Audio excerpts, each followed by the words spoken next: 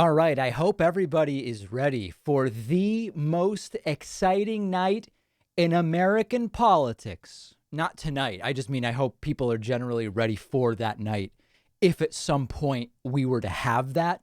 But tonight we have night one of the Democratic National Convention. We have quite a schedule on our hands. I will be letting you know. I even showered for this one, my friends. I even showered for this one.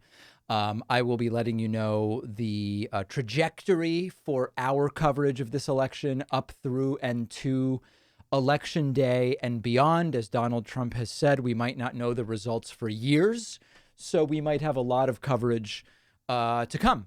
So very, very exciting things. Will I take calls today?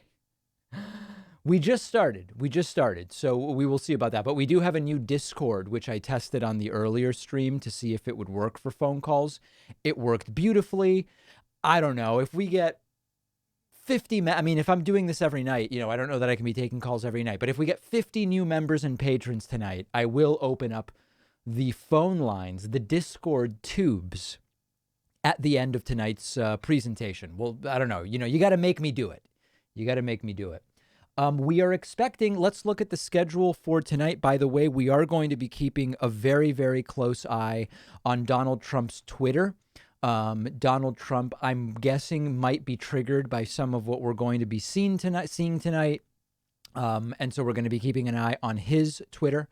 You might have seen earlier today, a number of reporters said that Donald Trump on the flight home from Wisconsin said he plans to pardon someone very, very important tomorrow who is not Edward Snowden nor Michael Flynn. So that's certainly something to look forward to, I guess.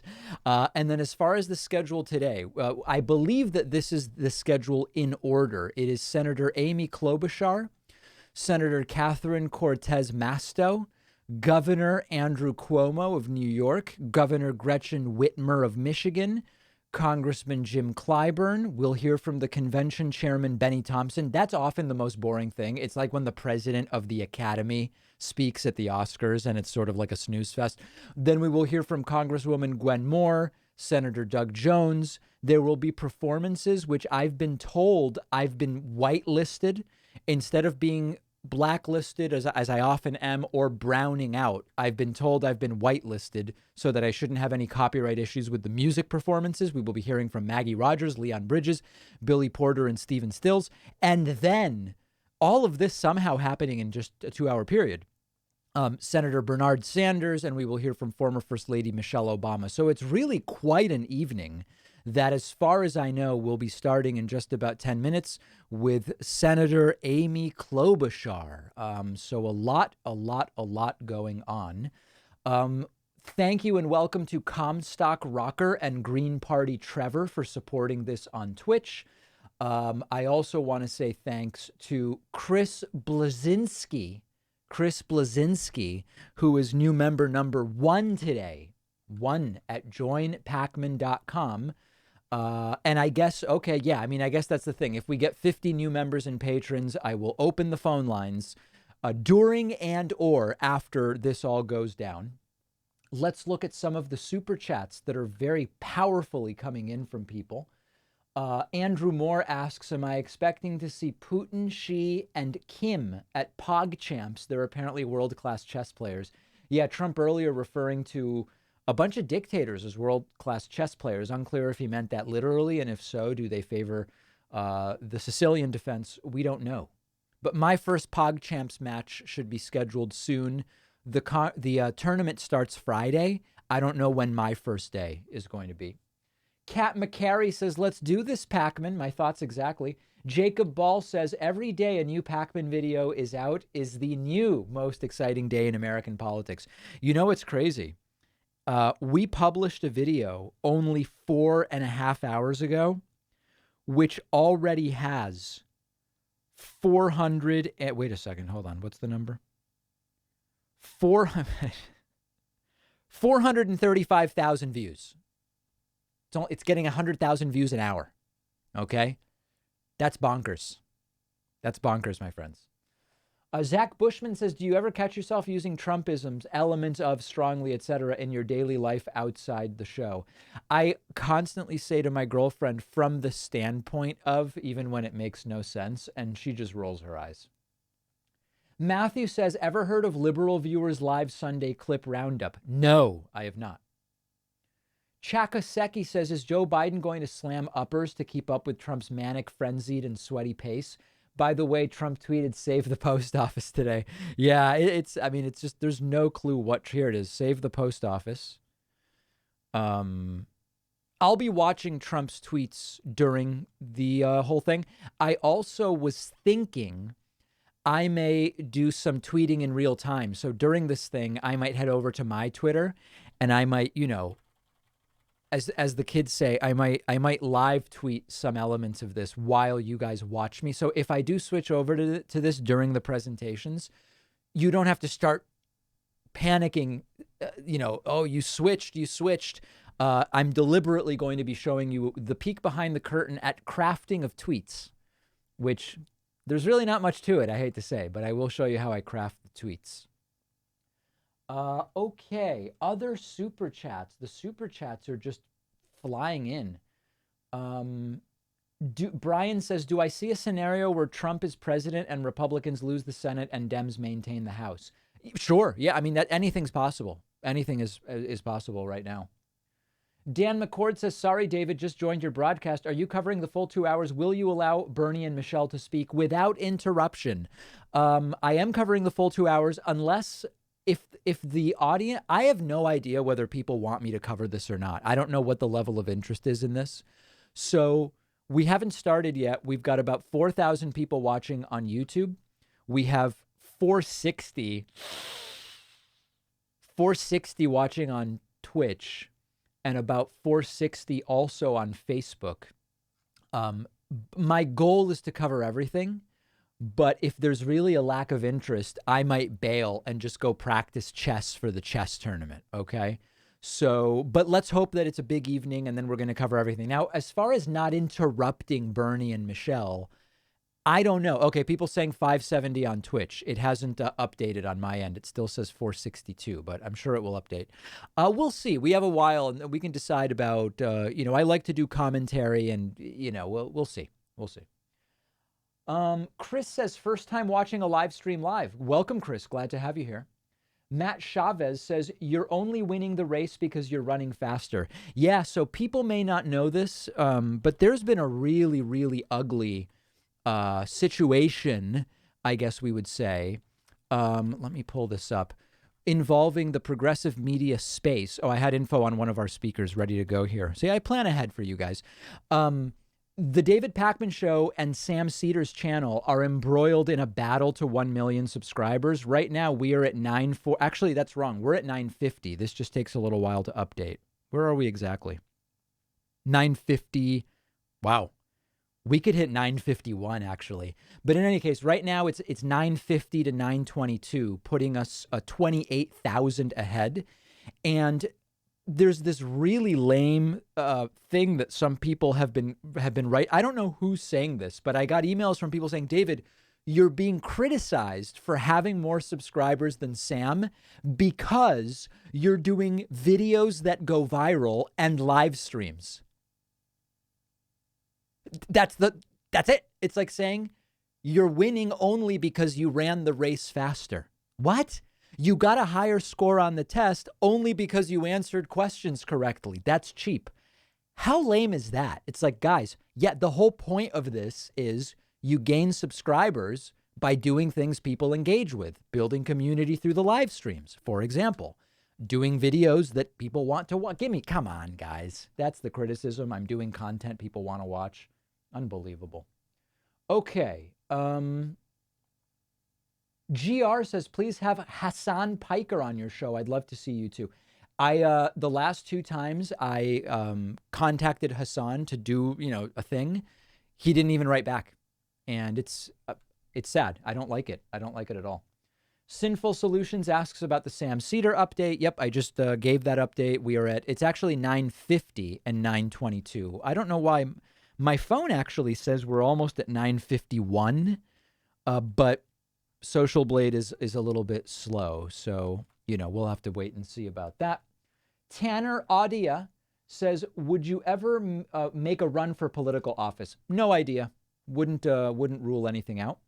And thanks to Ms. Juxta for subscribing for 7 months with Twitch Prime. I very, very much appreciate that. If you're just finding the stream randomly looking for DNC coverage, welcome. Come on in. Glad to have you here. David Alexander is new member number 2 today. And let's get right to the introductions. We are attempting to fulfill our national purpose to create and sustain a society in which all of us are equal. And we've made history along the way.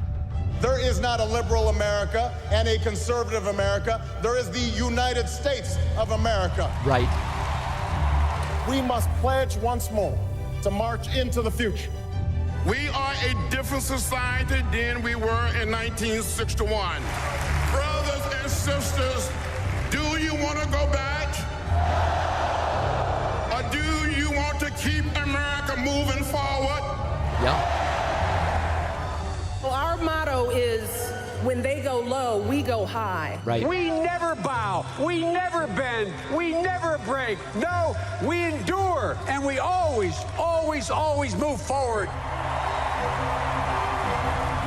This election, we've engaged a historic number of Americans in the democratic process. People liking it? And now we have to overcome the odds once again to build back better than before. We lead not only by the example of our power, but by the power of our example. We are America, second to none, and we own the finish line. Don't forget it. We are Democrats, and we're ready to lead again. We're coming together on August 17th, all across America. Be there. Wow. Wow. Wow. Did we lose the feed? No, we've still got it. All right. I actually am curious how they're going to organize all of this. Will there be a sort of host? Are people just going to be in their living rooms, etc.? So far, it's not going great. I mean, the last 15 seconds have not been great. Here we go. Wow.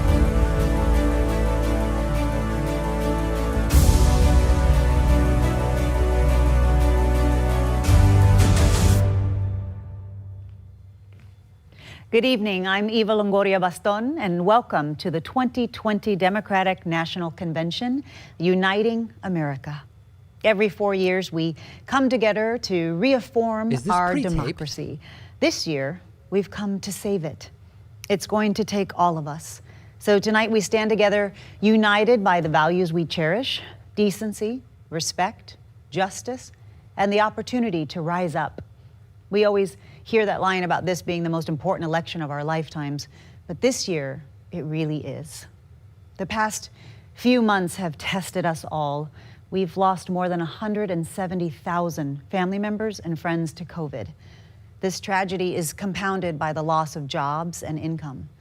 But it's not just the past few months. I turned it down a little, guys. Everybody relax. Us as a nation, diminished and divided. And yet, in the middle of the fear and sorrow and the uncertainty, people have come together because they know we are better than this. America is better than this. And so we choose to act, inspired by the 3 sacred words that breathed life into our nation: we the people.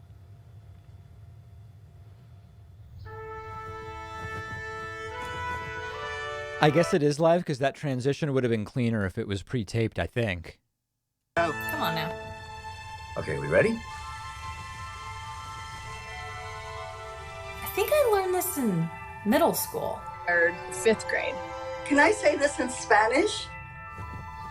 So should I read just this line or the whole thing?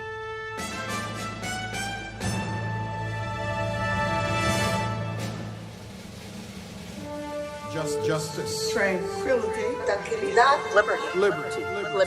Liberty. Let's do this. We the people. We the people. We the people. Nosotros. We the people. We the people.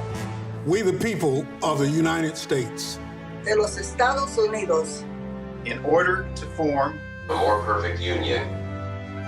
Establish justice. Ensure domestic tranquility.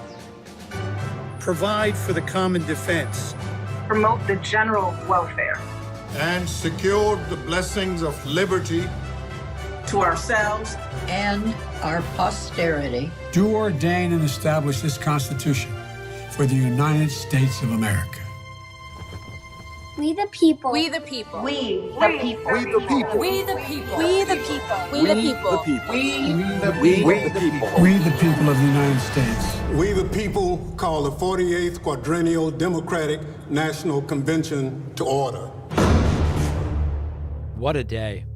What a day. I pledge allegiance to the flag of the United States of America and to the republic for which it stands, one nation, under God, indivisible, with liberty and justice for all. Huh.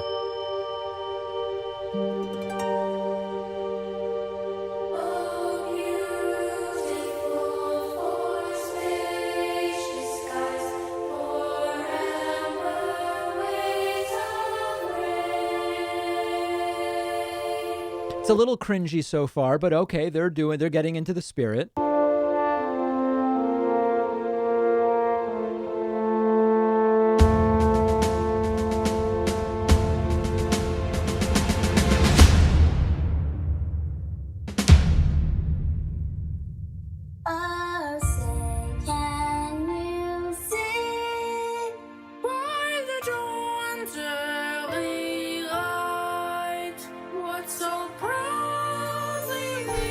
Quite a concept.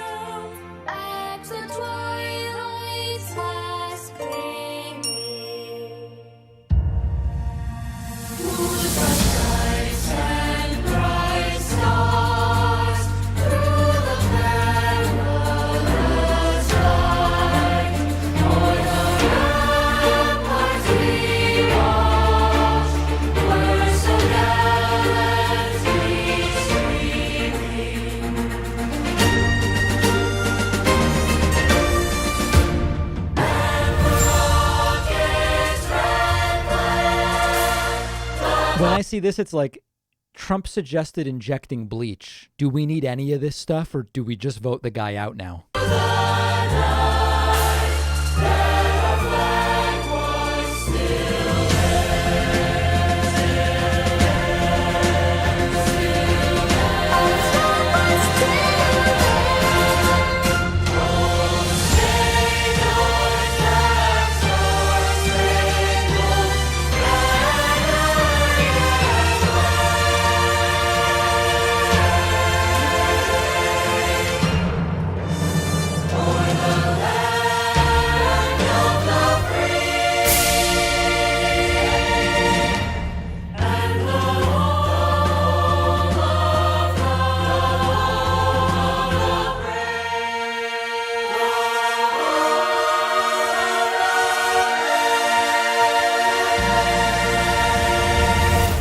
I feel like the Northern Mariana Islands didn't get enough recognition there. Hello, my name is Reverend Gabriel Salguero. Let us pray. Almighty God, what? We confess that our nation needs you. Guys, come on. Okay. This is the start of the first day of the Democratic National Convention. They're doing a prayer right now. And I'm finding myself at a loss a little bit for words. I don't know about you guys, but I just am unsure about a lot of this. And I was pretty fired up going in, and we're going to be ending with Bernie and with Michelle Obama today. But a little bit of what's going on, I'm not loving, I have to tell you. But I'm not a political strategist. Maybe all this makes sense, but I don't know. Yeah, it's like it hasn't even started yet. And I know. 2 hours for people wondering how long this is going to go. All right, let's get back to it. It's why are we doing religious stuff? For you. I pray this In the matchless name of Jesus, amen. Jesus, what? Welcome to our convention across America. We had isn't this supposed to be secular? But instead, we figured out a safe and responsible way to come together to share our ideas and talk about the future of our country. And that's the kind of leadership we need right now. That's the kind of leadership that Joe Biden and Kamala Harris will bring to the White House. So during the next 4 nights, we will gather safely from our homes to listen, to learn, to be inspired, to act, to vote, and to build that more perfect union. I am honored to be with you this evening. I'm here tonight as a 9th-generation Texan, as a daughter of a veteran and a teacher, as a mother, as a voter, and as a patriot. I share Joe Biden's belief that the story of America is one of ordinary people coming together to do extraordinary things. And at our best, our country rewards hard work. We celebrate diversity. We look out for each other, and we lift one another up. So tonight, we're going to begin with the simple kindness we've been extending to each other a lot lately. We're going to check in with folks around the country and ask, how are you doing? As many of you know, small businesses employ half of all U.S. workers. Tonight we have Scott. Scott, you are a small business owner from Swarthmore, Pennsylvania. Small businesses have been hit so hard in this crisis, so many small businesses. How are you doing? How are you managing? Well, it's been rough. Rough is a nice word to say it. My wife and I, 31 years ago, began our business, and quite honestly, over all these years, we've faced some adversity and challenges, but to be honest, nothing like we are today. We've literally had to reinvent our business several times since the beginning of the year, just to stay afloat. And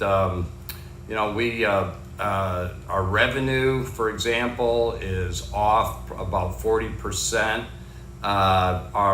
We have half of the employees that we had pre-COVID, and our customers are a little scared. Our employees are sometimes afraid to come to work because of the COVID. And to be honest with you, I'm just frustrated. I don't understand how we got here. We are the greatest nation in the world.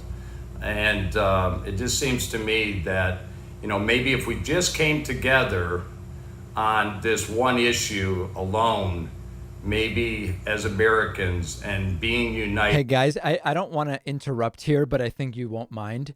How are they going to have all these speakers and 3 concerts in 2 hours if they're just going to be checking in with Doug? Is the timing making sense to anyone? Who is 15 years old from West Orange, New Jersey. She is a literary activist and author, and she is the founder of 1,000 Black Girl Books. Marley, so many young people are struggling with the changes due to COVID. How are you doing? I'm doing all right. I feel better every day. I feel more hopeful. I thought this was going to be a few weeks at first where I wouldn't see my friends and I would just stick it out. But obviously, as it's grown longer, I really want to focus on activism and still spreading important messages, given the fact that I can't go out. So I started doing virtual read-alouds online, which has been so fun, getting to interact and meet new kids and encourage and promote the joy that we can find in reading and in learning. It's also super fun to see teenagers like me. Is this stuff off of a prompter? I don't even understand what this is. That they care about. Is this live? Have that space in school.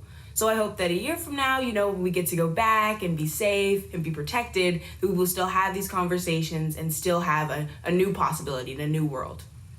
Yes, thank you so much, Marley. You're such an inspiration. I don't think I was doing half of what you're doing at 15, and I love seeing how brave and creative your generation is to creating change. So thank you. Thank you so much for your work. Let's check in with Rick. Rick, you are a farmer from Volant, Pennsylvania. Your farm has been in your family for generations. What have the trade wars and the pandemic done to your family's life work? Guys, I'm sorry. I want to win. We have to absolutely destroy Donald Trump, and we're going to have to overcome voter suppression, the kneecapping of the post office, possibly people with guns. I don't know that this helps us win. I'm guys, I want to win.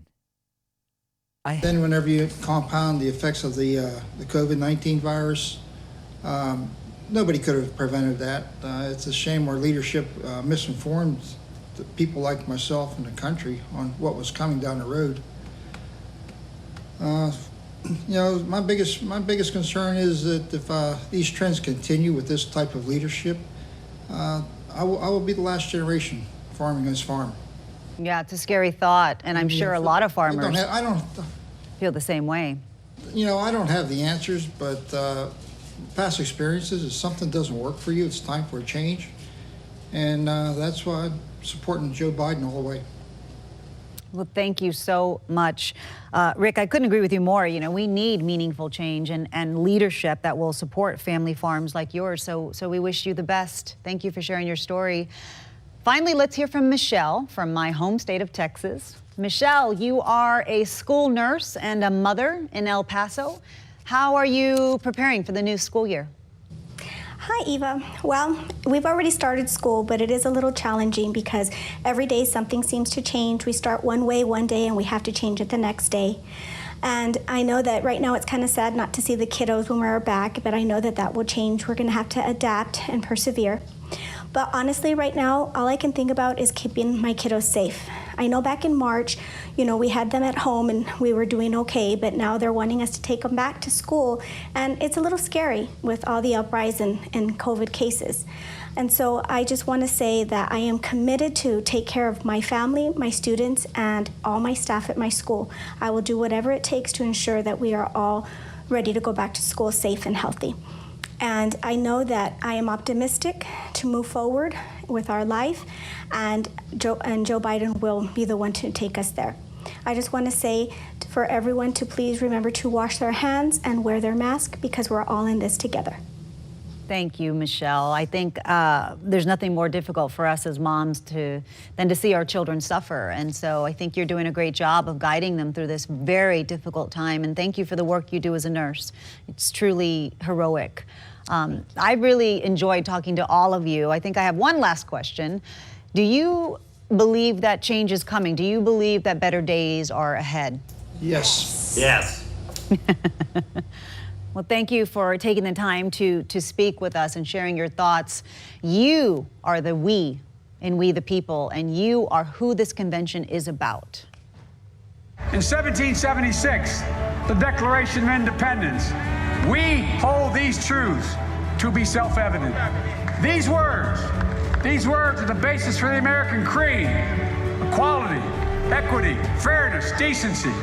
America didn't live up to that promise for most of the people at the time, the people of color, for women, but we were born of an idea that every single solitary person, given half a chance, no matter where they're from, given half a chance, there's not a single thing they cannot do if they work at it. Nothing's beyond their capacity. We had hoped to have our convention in the City of Festivals, Milwaukee, Wisconsin, this year. Of course, we're not able to do that, but we'll be hearing from several of Wisconsin's leaders throughout this convention, starting with Congresswoman Gwen Moore. Okay, so they're doing a different order than on the website. Hi, I'm Gwen Moore, and it's my honor to represent Milwaukee in Congress and to kick off the 2020 Democratic Convention. Oh, I sure wish you all were here in the city of Milwaukee, which takes its name from the languages of the first peoples, interpreted as good land and gathering place by the waters. This is a city where blood was shed for labor rights, where a fugitive slave was freed from prison, where women's right to vote was first ratified. But today, we gather virtually. However, we gather unified in spirit, unified in our values and purpose to heal divisions and together move the nation confidently into a prosperous, inclusive future. Oh, what better way to gather than all across America to nominate my beloved friend, Joe Biden, to be 46th President of the United States of America, with my VIP, VP nominee, Sister Kamala Harris by his side. Tonight, we are gathered to reclaim the soul of America. So if you're ready to come together, America, Text JOIN to 30330. Thank you. I love you all, and God bless you. Wow, that's whoa. That's an entire speech from the standpoint of like the schedule. Can't see nothing in front of me. Can't see nothing coming up behind. Make my way through this darkness. I can't feel nothing but this chain that binds me. Lost track of how far I've gone. How far I've gone, how high I've climbed. On my back's a 60-pound stone. Jesse not liking the prayer.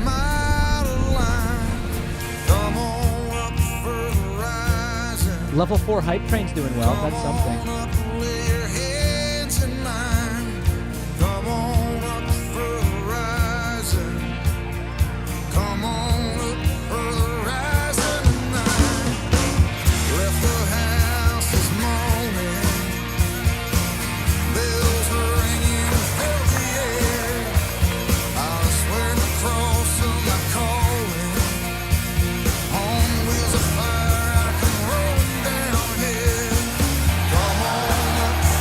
I've been told I've been whitelisted in terms of the music, so supposedly I'm not going to have any issue. That's why I'm not muting it. I've been, very powerfully in touch with everybody before. I hope that's the case. Otherwise, I'm screwed. But I didn't think I was going to have a problem.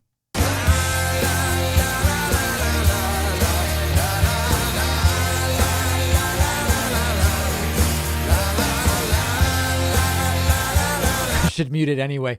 Yeah, God, people are telling me in the chat to calm down, but I don't know if this is good.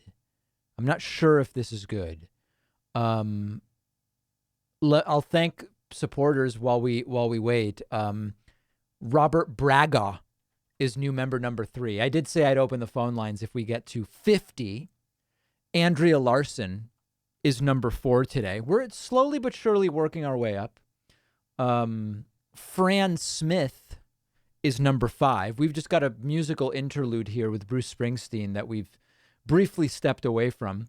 I see a lot of people on Twitch. Twitch seems more horrified than YouTube right now, although YouTube viewers are bailing like this is a cringe stream. So I don't know what that kind of tells us. Adam White says, oh my God, we're going to lose the election. A Drumpf Twitler says, David, how are you sober? I'm not. Robert Havens asked whether they hired the local public access station. I don't think the production value is bad. I just am unsure about the whole sort of approach, I guess. I don't know. America. There's not a single thing we cannot do if we do it together.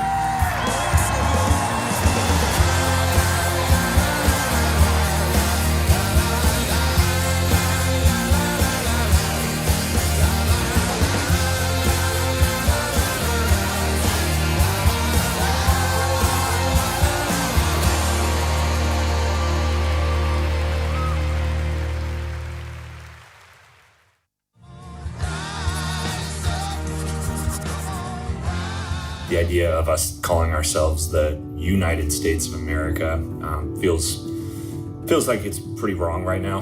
Fairly ashamed to say it, but I'm one of many who voted for the current president, Donald Trump. I challenge you to think back to what made you vote for Donald Trump in 2016. I know I sure have, and I've registered as a Democrat for the first time in my life. I'm doing that because I think this election is bigger than any political party. What I think, in light of current events, if nothing else, we need more than anything is a proven leader. Donald Trump's rhetoric it's divisive, it's dangerous. It's also really difficult to vote for someone who essentially has zero platform right now, 4 months out from the election. Joe Biden, on the other hand, has a very detailed plan. Things like unity, education, climate preservation, racial inequality, and even healthcare. We have a chance right now to look ourselves in the mirror and go vote for a proven leader with a history of caring about others and truly putting all Americans first.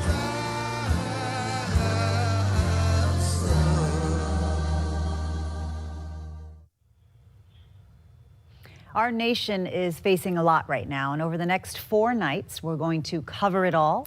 But tonight, we're going to talk about 3 specific crises we face: the pandemic, an economic downturn, and an ongoing systemic racial injustice. That's smart, because those are the top 3 issues according to polling. So those are the 3 to focus on. Trump's underwater on them, and they are the top 3 for voters. Across from the White House, our next speaker stood up, stood strong, and turned that place into the Black Lives Matter Plaza in their honor.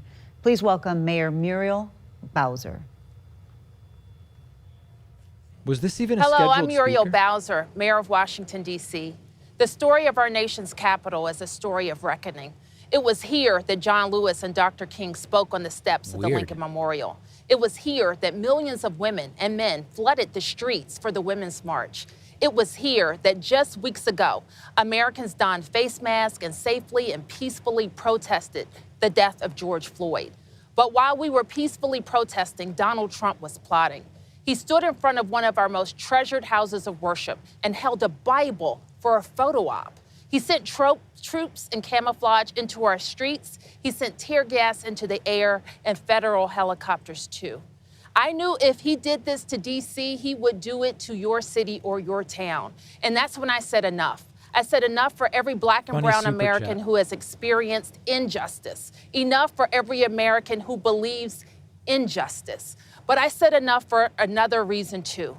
I have a 2-year-old daughter, and I want her to grow up in an America where she's not scared to walk to the store, an America where she's safe behind the doors of her own home, an America where the president doesn't fan the flames of racism and looks out for all of us. So I created Black Lives Matter Plaza right behind me as a place where we could come together to say enough. And by coming together this November to elect Joe Biden and Kamala Harris, we will say next. Because we can't just paint those words behind me. We can't just say those words. We have to live those words. We have to undo the laws and systems that have codified racism for far too long. But we have to do something too. Each and every one of us challenge our own biases. If we see something, do something. Together, we can turn this reckoning into a reimagining of a nation where we the people means all the people. There were a few people who stood on this very balcony as thousands of people peacefully protested in this city. One was our next vice president, my sister Kamala Harris. The others were members of George Floyd's family, who I'm honored to introduce now.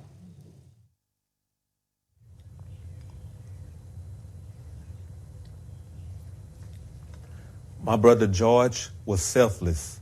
He always made sacrifices for his family, friends, and even complete strangers. George had a giving spirit, a spirit that has shown up on streets around our nation and around the world. People of all races, all ages, all genders, all backgrounds, peacefully protesting in the name of love and unity. It's a fitting legacy for our brother, but George should be alive today. Breonna Taylor should be alive today. Ahmaud Arbery should be alive today. Eric Garner should be alive today. Stephon Clark, Tatiana Jefferson, Sandra Bland, they should all be alive today. So it's up to us to carry on the fight for justice. Our actions will be their legacies. We must always find ourselves in what John Lewis called good trouble. For the names we do not know, the faces we'll never see, those who can't mourn because their murders didn't go viral. Please join me in a moment of silence to honor George and the many other souls we lost to hate and injustice. And when this moment ends, let's make sure we never stop saying their names.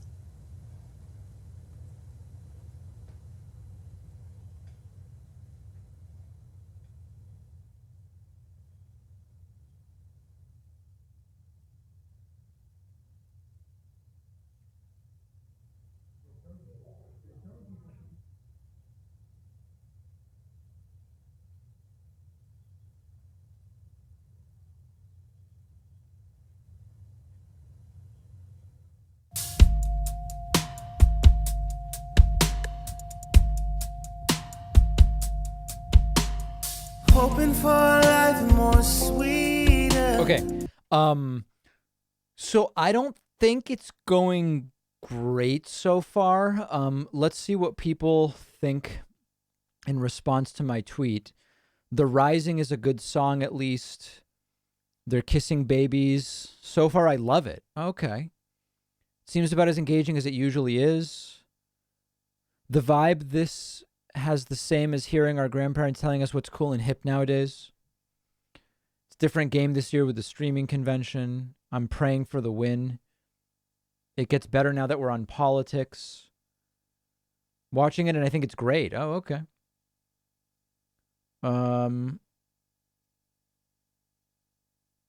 Somebody telling me to be patient. Okay, well, I guess, listen, maybe I'm in the wrong. I guess people disagree. People think it's good. I don't know. Thanks to Die Hard for the Twitch subscription. Breezy has subscribed. Vermipost as well. Appreciate everybody who's watching on Twitch. I really do. I want to say thanks to Samantha Moretta. Samantha's new member number 6 today. Remember, we opened the phone lines at 50. Also, big thank you to Kevin Klotfelter. Have never heard that last name before, Klotfelter, but I like it. You are new member number 7 today, and I appreciate that very much as well. Casey Bates wants policy substance via Super Chat. Harvey Willing says, how much do you miss Bernie right now? Well, Bernie's speaking today. Bernie's part of this. Helen Gresser says, we need some dynamic, exciting, hard-nosed spirit lifting here. This is very weird right now. I feel queasy. I want to win. Malachi says, oh no, black guy? What does that mean? That's really weird. Donovan Carter says, don't let this phoned-in convention distract us from what we need to vote. We all already know what needs to be done. Vote. Alice Wonder says, thank you, David, for your insightful explanations of the issues we may not always fully comprehend. I trust your efforts. Rocksteady for me says, not sure it's time for entertainment. Should be serious. Yeah, I don't know the right order, but I don't know that interspersing entertainment, although I think if we look at the lyrics here, these are sort of activist songs. Let's listen a little. Can't feel peace, the doors are denied. The tears of my mother rain over me. My sisters and my brothers sang over me. And I wish I had another day. But it's just another day. Okay. Man, I'm like unsure what to do. Bay Photo says there were always going to be elements of cringe. I guess so. Back to Eva Longoria now. Leon Bridges, whose song Sweeter featured Terrace Martin, a song written after George Floyd's murder.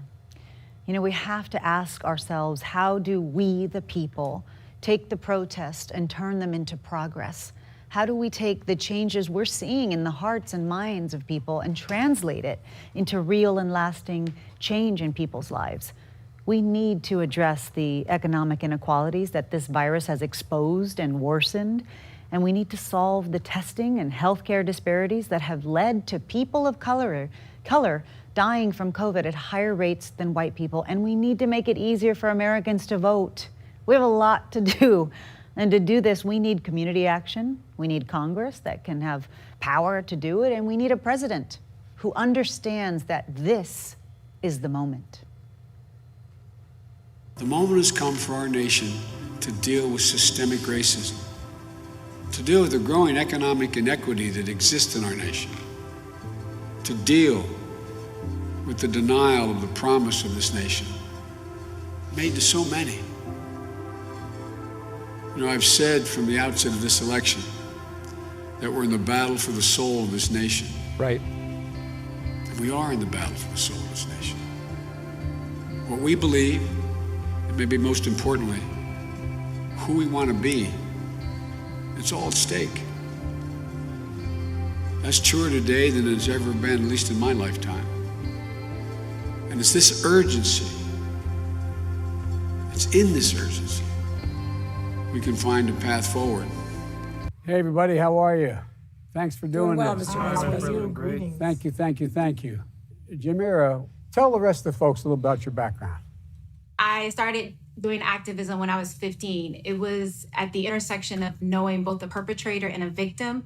My brother Andre was shot and killed in Philadelphia, and it made me realize that I had a responsibility, almost a collective responsibility, to ensure that that didn't happen to other young people. And I think that's what's missing in America right now is our collective responsibility to each other and to realize that the person down the street or around the corner or even across the country, that we have a responsibility to ensure that we're making sure that they're safe, they have access to education, and that in all, we're creating a world in which their differences are celebrated as well as protected under the law. I just, like, if this isn't live and it's pre-recorded, why isn't the video quality better, you know? Try to tackle in a way that we haven't before systemic racism in the city. It really is about economic empowerment, because if people are lifted out of poverty and they are given an opportunity to feel a stake in their own future, that goes a long way. We're also challenging, all kinds of institutions, from corporations to community-based organizations, to think about what they can do better to end systemic racism and make sure that we're uplifting the quality of life in communities, but also the voices of people that traditionally don't have a seat at the table. President's talking about defunding the post office and mail-in voting. I mean, what do you think we should be doing, Mr. President? Well, first of all, we have to change the public discourse around voting. It should be seen as a democratic thing to do, the most patriotic thing we can do, and not a partisan exercise. Secondly, how do we open up access to voting so we could address some of the systemic problems? Not only should we reauthorize the Voting Rights Act, but we have to go further. Most importantly, voting should be seen as a constitutional right that's guaranteed, and with that level of sight that all citizens can be assured that they can have unfettered access without being suppressed. This is a watershed moment, and we can't lose this moment. We have got to have action at the national level. We have got to have congressional action. We cannot have 18,000 police departments, and in 2020 have police departments still allowing the use of a knee on a man's neck in George Floyd. A lot of us were shocked, and I think what gives me hope is Acevedo is actually a really interesting police chief and smart guy. I like seeing his presence. That we'll have some national standards as it relates to policing, use of force, a national database, abolishment of prohibition on a national standard in terms of chokeholds, and that we actually use the death of George Floyd and others to actually make policing take it to the next level, which is what everyone wants, including all the good cops that are out there, that thankfully are more of them than there are bad cops. Most cops are good, but the fact is the bad ones have to be identified and prosecuted and out, period. Gwen, how are you doing? Oh, well, I'm doing pretty well as can be expected. I'm sure that the words of George Floyd, "I can't breathe," were not new to you, and they echo in your mind every single day. 6 years ago, when your son died. But we can't let this keep happening. What do you think the next thing we have to do, Gwen? Well, first of all, I know when my son was murdered, there was a big uprising, but then it settled down. We can't let things settle down. We have to go to the politicians and we have to hold their feet to the fire, because otherwise the big uprising is not going to mean a lot. So I'm just asking that if you become the president, that you make sure that we get national law as well as state and local law, especially when I think the second half hour is better than the first half hour. Can we say that? Old problem. Well, I may be kidding myself, but I think the people are ready. I think people are ready. We just got to keep pushing. We can't let up. But thank you for what you're doing. I really appreciate it. Thanks for joining me. Thank you. Thank you. Bye-bye. Thank you.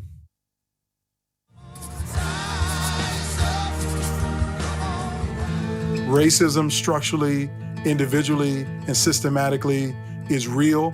Black, brown, no matter what you look like, you should not ever be fearful of your life due to the color of your skin. What I want to see in the next president of the United States is someone who's fair, who believes in equal justice under the law. I want him to lead us through this revolution that we're experiencing right now. Joe Biden is a healer and he's a unifier. He will fight for the Black Lives Matter movement. Undo, remove, tear down the remnants of structural and systematic racism in this country. The systemic injustices that exist, things that our nation has overlooked that need to be addressed. We need to stand on our platform and introduce legislation that makes this platform felt from coast to coast. And I know that Joe Biden is the person to restore the values that we hold so near and dear to our hearts. I have a 10-year-old son.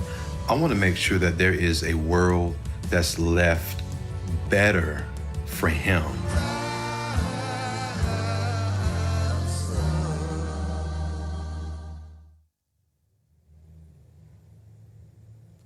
Good evening.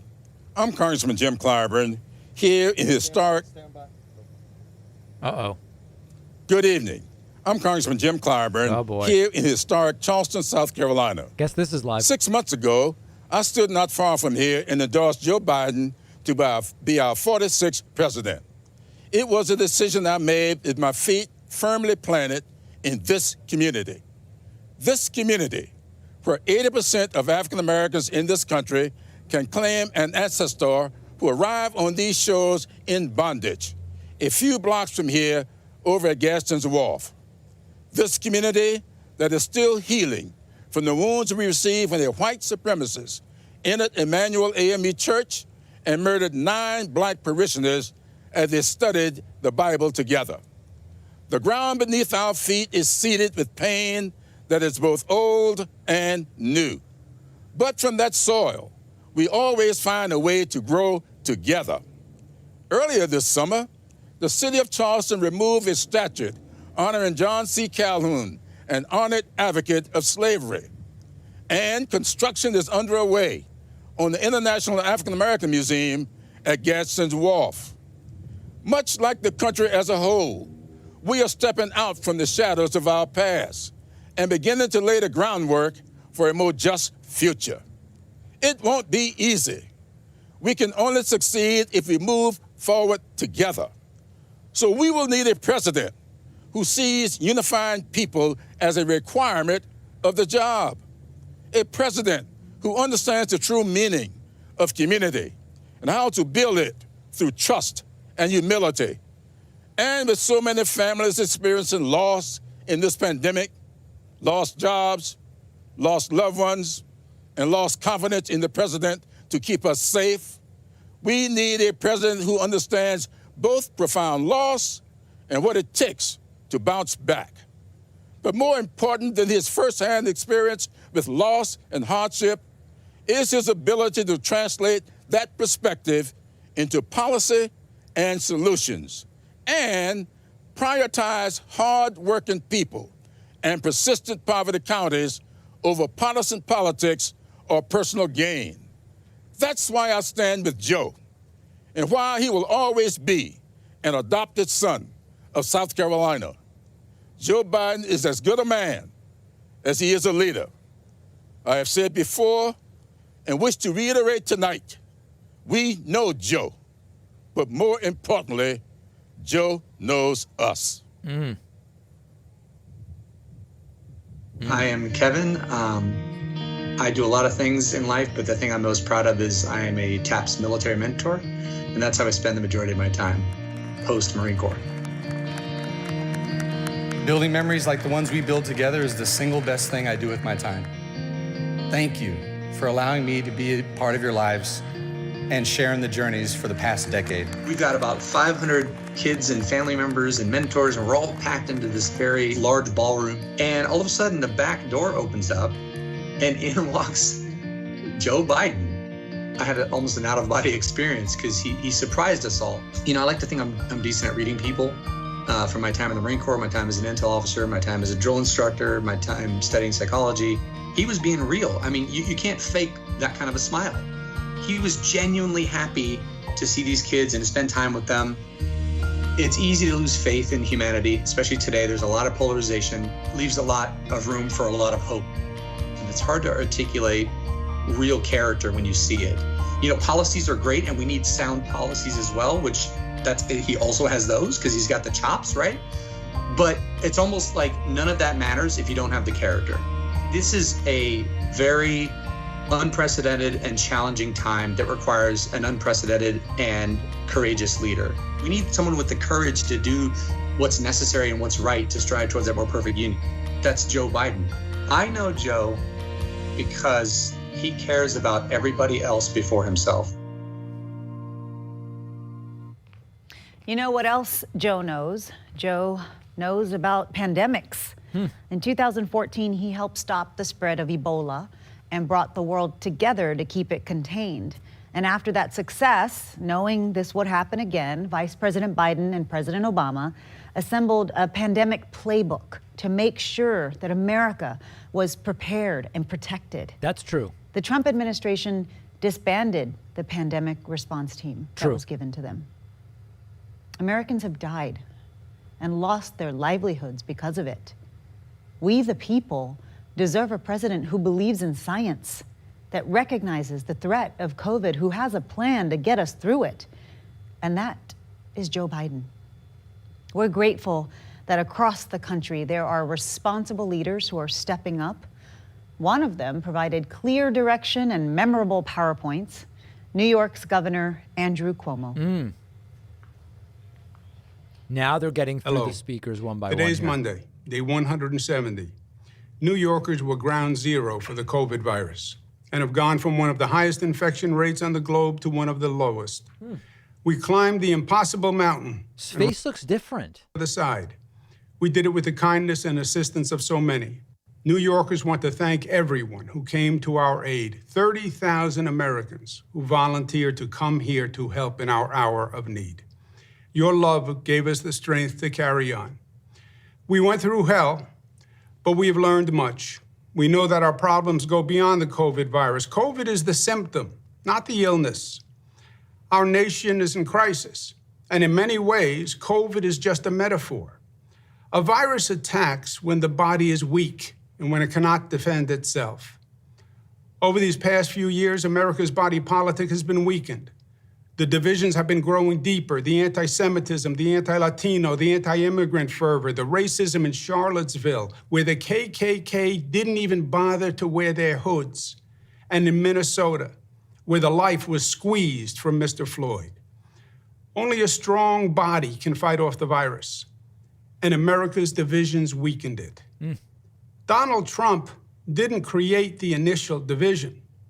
The division created Trump. Right. He only made it worse. Our collective strength is exercised through government. It is, in effect, our immune system. And our current federal government is dysfunctional and incompetent. It couldn't fight off the virus. In fact, it didn't even see it coming. The European virus infected the Northeast while the White House was still fixated on China. The virus had been attacking us for months before they even knew it was here. We saw the failure of a government that tried to deny the virus, then tried to ignore it, and then tried to politicize it. The failed federal government that watched New York get ambushed by their negligence and then watched New York suffer, but all through it learned absolutely nothing. So today, 6 months after it began, the nation is still unprepared. And we now face a second threat, but this time not from Mother Nature. This is a man-made threat by our own negligence. We now see the virus ricocheting across the country, from one state to another. Today, we trail the world in defeating COVID. We have over 5 million cases. Americans learned a critical lesson, how vulnerable we are when we are divided, and how many lives can be lost when our government is incompetent. But we learned something else, my friends. We saw the negative, but we also saw the positive. As they proved their way failed, we proved that our way succeeded. That America can still rise to the occasion. We can put our differences aside and find commonality. Government can tell the truth and can build trust. We can judge by content of character rather than color of skin. We can care for one another, that Americans can work together and forge community and a competent government. That, of course, we will wear masks because we are smart and because I care about you and because you care about me. Of course, we will socially distance because staying away shows how close we actually are. Yes, we will set up testing and tracing and do whatever we need to do to mobilize to win this battle because we are America. We win wars, and we are the greatest country on the globe. And for all the pain and all the tears, our way worked, and it was beautiful. We showed that our better angels are strong and that Americans will rise to their call. We saw that even at the end of the day, even if it is a long day, that love wins. Americans' eyes have been opened, and we have seen in this crisis the truth that government matters and leadership matters. And it determines whether we thrive and grow or whether we live or die. Now we need a leader as good as our people, a leader who appeals to the best within us, not the worst, a leader who can unify, not divide, a leader who can bring us up, not tear us down. I know that man. I've worked with that man. I've seen his talent. I've seen his strength. I've seen his pain, and I've seen his heart. That man is Joe Biden. Joe Biden is what I call America tough, tough in the best way, tough that is smart, united, disciplined, and loving.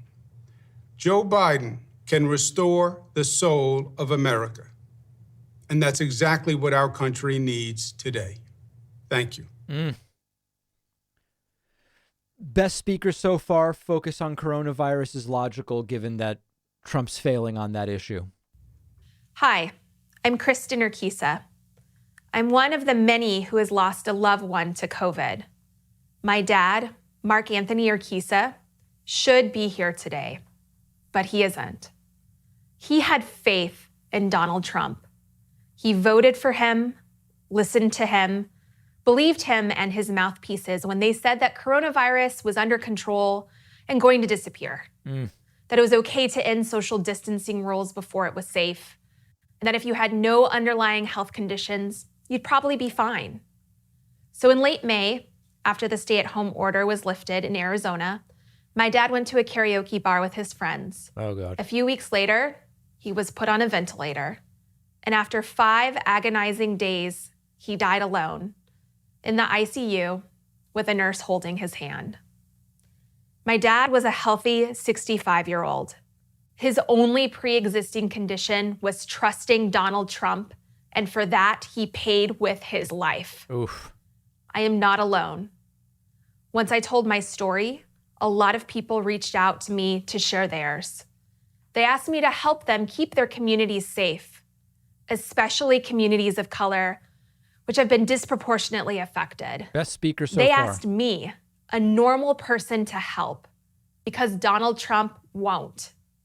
The coronavirus has made it clear that there are two Americas: the America that Donald Trump lives in and the America that my father died in. Enough is enough.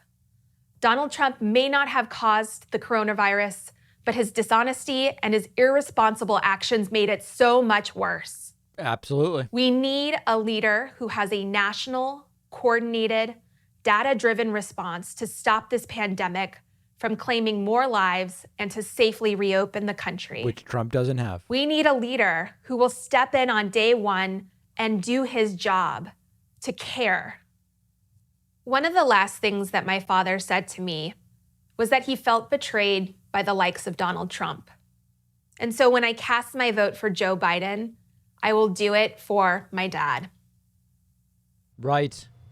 Thank you. Best speaker so far. Our nation. It's all scripted, guys. I mean, I get people who are saying it's all scripted. It could be good or bad. This virus, it's a toll that hasn't fallen equally on us. People of color have been disproportionately affected, dying at greater rates than white Americans, but we can honor all of those we've lost by giving Joe Biden and Kamala Harris the opportunity to put in place a real national plan that tests and tracks, that makes sure that access to a vaccine will be fair and turns the full power of our government toward making sure we have the supplies and technology and people, scientists and public health officials and contact tracers.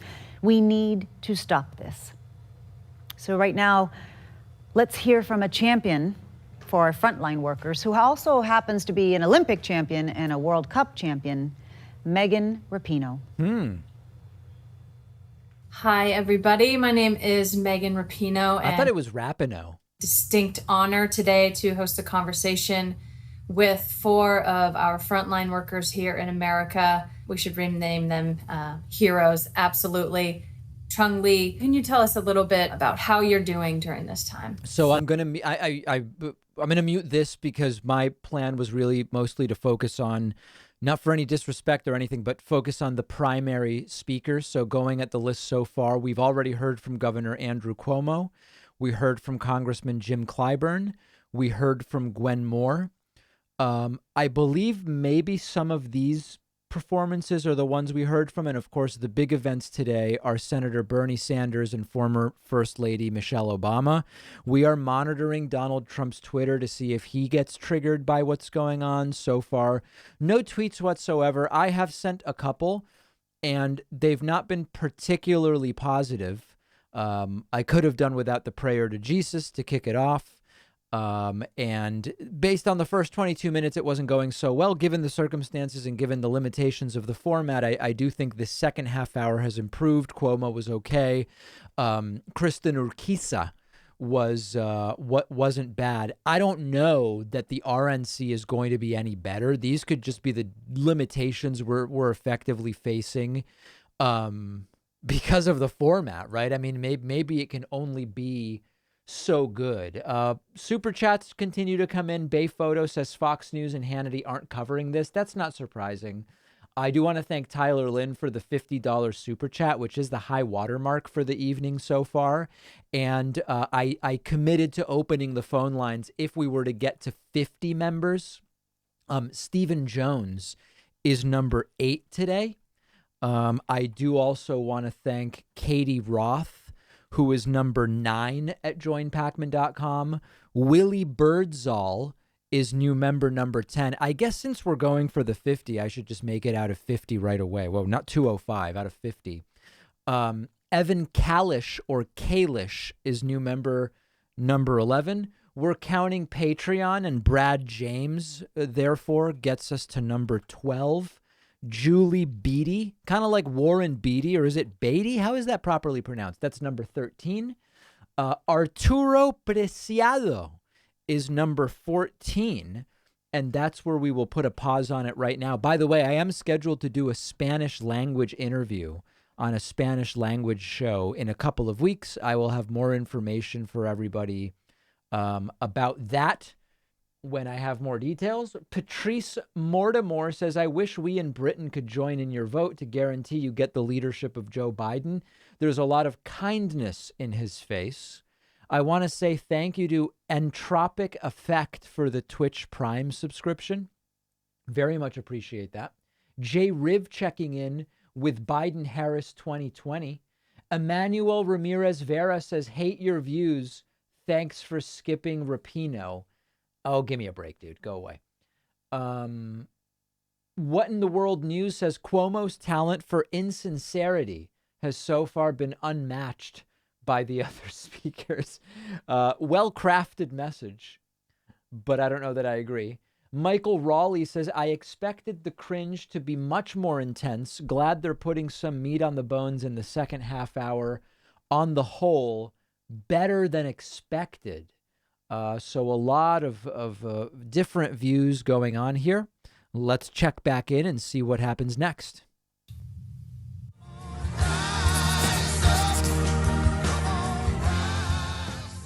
Millions of people and veterans and senior citizens rely on the postal system for prescription medicines, for their checks. Having the Postal Service to deliver my prescriptions became even more comforting when the COVID-19 virus hit us here in the United States. However, now, with Donald Trump in office and his attempts to undermine the United States Postal Service, we are extremely concerned. This administration's decision not to provide the necessary funding. So I see a lot of people complaining about filler. My preference would have been to do longer speeches from the prominent people with small, socially distanced crowds, responsibly done. I think the level of dynamism, if that's a word, would have been dramatically higher. And that's the way I would have looked to do it. No big events, right? But some, socially distanced crowds is, audiences, I want to say, masks, making it clear that that's the responsible way to do it, maybe a little more engaging. Through this crisis, Americans are looking out for one another. It's time we had leadership in Washington that did the same. With Joe Biden in the White House and a Democratic Senate, I know we can build back our economy and our communities even stronger. But tonight, I am here to welcome someone who has strong ties to our state and is here in Maine with me. She is reminding all of us to keep fighting through with her song that she's performing, Back in My Body. Please help me welcome someone who's an inspiration to all of us and one of my favorite artists, Maggie Rogers. Okay, so I think we're going to continue muting music. Certainly, if folks are interested in these artists, they can easily find them. I don't know that that's the biggest value add necessarily. Joseph Vanskoy says the platitudes are getting on my nerves. Very little substance here. The Beckmanator says, David, I heard the RNC was going to be hosted at the White House. Is that true? Yes, as far as we know. And if so, does that help Trump more than Biden, given the optics of such a thing? Yes, absolutely. I mean, there's just no way to deny that at all whatsoever. Thank you to Fatty McBlunts for subscribing with Twitch Prime. Leoncio Zamora says, you keep it straight. Glad I found you, buddy. Keep it going. This convention seems to be dividing even more, coming from a Democrat. Retro Ambassador says, were you planning on covering the Alex Morse versus Richie Neal race and the recent coverage from Ryan Grimm of The Intercept of the orchestrated homophobic smear of Alex Morse by the Democratic Party? Yeah, I've been texting with Alex. I've known Alex personally for a long time, and I believe he is scheduled to be on. Let me take a look at our calendar here. Oh, he's on Wednesday. Oh, wait, today's Monday. Alex is going to be joining me on Wednesday. So yes, we're going to be having Alex on. And it feels like only yesterday I met with Alex at Sylvester's Cafe in Northampton, Massachusetts. I had coffee. I don't remember what he had. I think there may have been muffins involved. And that was before he was even mayor of Holyoke. Yeah, so I believe he will be joining me. Blue Montserrat says, David is a beta male. Go Jesse Lee Peterson. Hope that was worth $2. Benjamin Spiegel says, I thought Biden would pick Michael J. Kreenis, but Harris is good too. I have no idea who that is or what the joke is. So maybe I just said something. Maybe that's funny in some way, and I just don't really know how. That's certainly possible. Thanks to Jonathan Nowick, who is new member number 15 today at joinpacman.com. Also want to say thanks to Robert Seidel, who's new member number 16 today.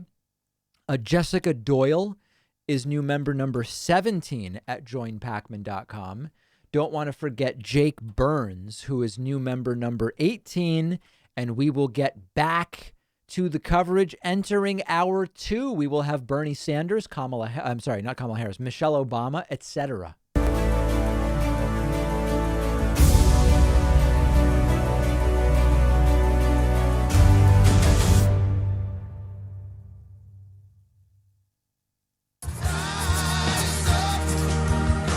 When the COVID-19 pandemic hit, all I could think about were my students and their families. All the suffering and pain and death that really didn't have to be this way. If we had leadership in place that would have taken this pandemic seriously in the beginning, we would not be in the situation we are in now. We still at this time don't have the necessary PPE. And I am very worried about what is in front of us. We're going to have classrooms that maybe have not been sanitized properly because we don't have the money for that kind of equipment. We're going to have classrooms packed with students. And so the virus is going to be hard to contain. So this is very dangerous for the safety of our kids. I hope that the new leadership takes American lives seriously. I know Joe Biden understands that the only way to keep people safe and our economy strong is to follow the recommendations of doctors. And we're going to do everything we can to get Joe Biden elected.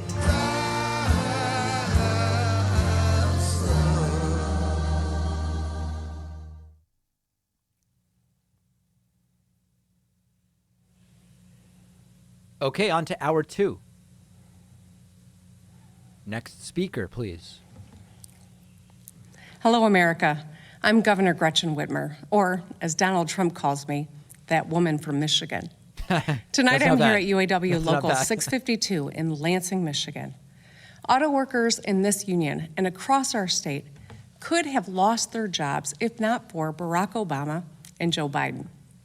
In 2009, the Obama-Biden administration inherited the worst economic crisis since the Great Depression. The auto industry on the brink of collapse, 1 million jobs at stake. But President Obama and Vice President Biden didn't waste time blaming anyone else or shirking their responsibility. Right. They got to work. They brought together union members, companies, and lawmakers on both sides of the aisle, and they saved the auto industry. And wouldn't you know, just a few months ago, as our nation began battling COVID-19, Oh boy. auto workers across Michigan sprang into action. They started making protective equipment for doctors and nurses on the front lines. Let me break it down. President Obama and Vice President Biden saved these auto workers' livelihoods. Then these workers did their part to save American lives. That's the story of this great nation. Action begets action. Progress begets progress. And when we work together, we can accomplish anything. After all, democracy is a team sport, especially now. It's crucial that we rally together to fight this virus and build our economy back better. From the jump, we took this pandemic I seriously. think we need either a pop filter or a drink of water, right? Experts. We planned. And with a lot of work from the auto workers and too little help from the White House, we executed our plan. We saved thousands of lives. Just imagine if we had a national strategy. So everyone who needs a test gets one for free. So everyone has access to a safe vaccine. So our kids and educators have the resources they need to safely get back to school. With Joe Biden and Kamala Harris in the White House, we will. Joe Biden and Kamala Harris will lead by example. It'll be science, not politics or ego, that will drive their decisions. They know the health of our people goes hand in hand with the strength of our economy. They know action begets action. Over the past few months, we've learned what's essential, rising to the challenge, not denying it. We've learned who is essential too. Not just the wealthiest among us, not a president who fights his fellow Americans rather than fight the virus that's killing us and our economy. It's the people who put their own health at risk to care for the rest of us. They are the MVPs. The nurses and the doctors, the utility workers, truck drivers, and grocery clerks, the child care workers, the parents, the teachers, the mail carriers, and the auto workers. So many of these essential workers have lost their lives to COVID. Nearly 1,000 healthcare workers, more than 170,000 people across America, including a 5-year-old girl named Skylar from Detroit, whose mom is a police officer and dad is a firefighter. Generation after generation, our nation has been defined by what we do or what we fail to do. So, for Skylar, for her parents, and in the memory of all those we've lost, let us act. Let us heal as one nation. Let us find strength to do the work. Okay. Another one of the big names promised for day one, Gretchen Whitmer. There we go. I've been down this road before. By continued popular demand, we will be just checking in with different things during the musical interludes. Richard Britton says politicians suck all around. Check out George Carlin on politicians. Fair point. Susan Farr and Sarah Maskey are new members number 19 and 20 today. I also want to say thanks to Omar Sanchez, Brent Childress, Alexander Restaino, and Kimberly Martin, who are new members number 21, 22, 23, and 24 at joinpacman.com. I did accept a challenge really from like some guy on Twitch. I don't know why that guy has so much power, but I've agreed to open the phone lines if we get to 50 new members today. Back to Eva Longoria Baston. The people, even those with whom we might not agree, even those we might not expect to see at a Democratic convention. But Joe Biden is a guy who has earned the respect he commands across the world and across the aisle. The stakes in this election call for that kind of leadership. We have to think about more than one party. We have to think about the very core of our democracy. And that's why you're about to hear from some unexpected voices. Who's our special guest? I'm Governor Christine Todd Whitman. What am I doing here? I'm a lifelong Republican. My parents were introduced at a Republican National Convention by their parents. That's how far back it goes. But this isn't about a Republican or Democrat. It's about a person decent enough, stable enough, strong enough to get our economy back on track. A person who can work with everyone, Democrats and Republicans, to get things done. Donald Trump isn't that person. Joe Biden is. I'm Meg Whitman. I'm a longtime Republican and a longtime CEO. And let me tell you, Donald Trump has no clue how to run a business, let alone an economy. Joe Biden, on the other hand, has a plan that will strengthen our economy for working people and small business owners. For me, the choice is simple. I'm with Joe. Hi, I'm Susan Molinari. I'm a former Republican member of Congress from New York City, and I've known Donald Trump for most of my political career. So disappointing, and lately so disturbing. 70 minutes in, by the way, the first ban hammer dropped for anti-Semitism in the chat. It can happen at any time, folks. It'll hit you all of a sudden. Women. That's why I'm so proud to call him my friend and honored to join in supporting his candidacy for president.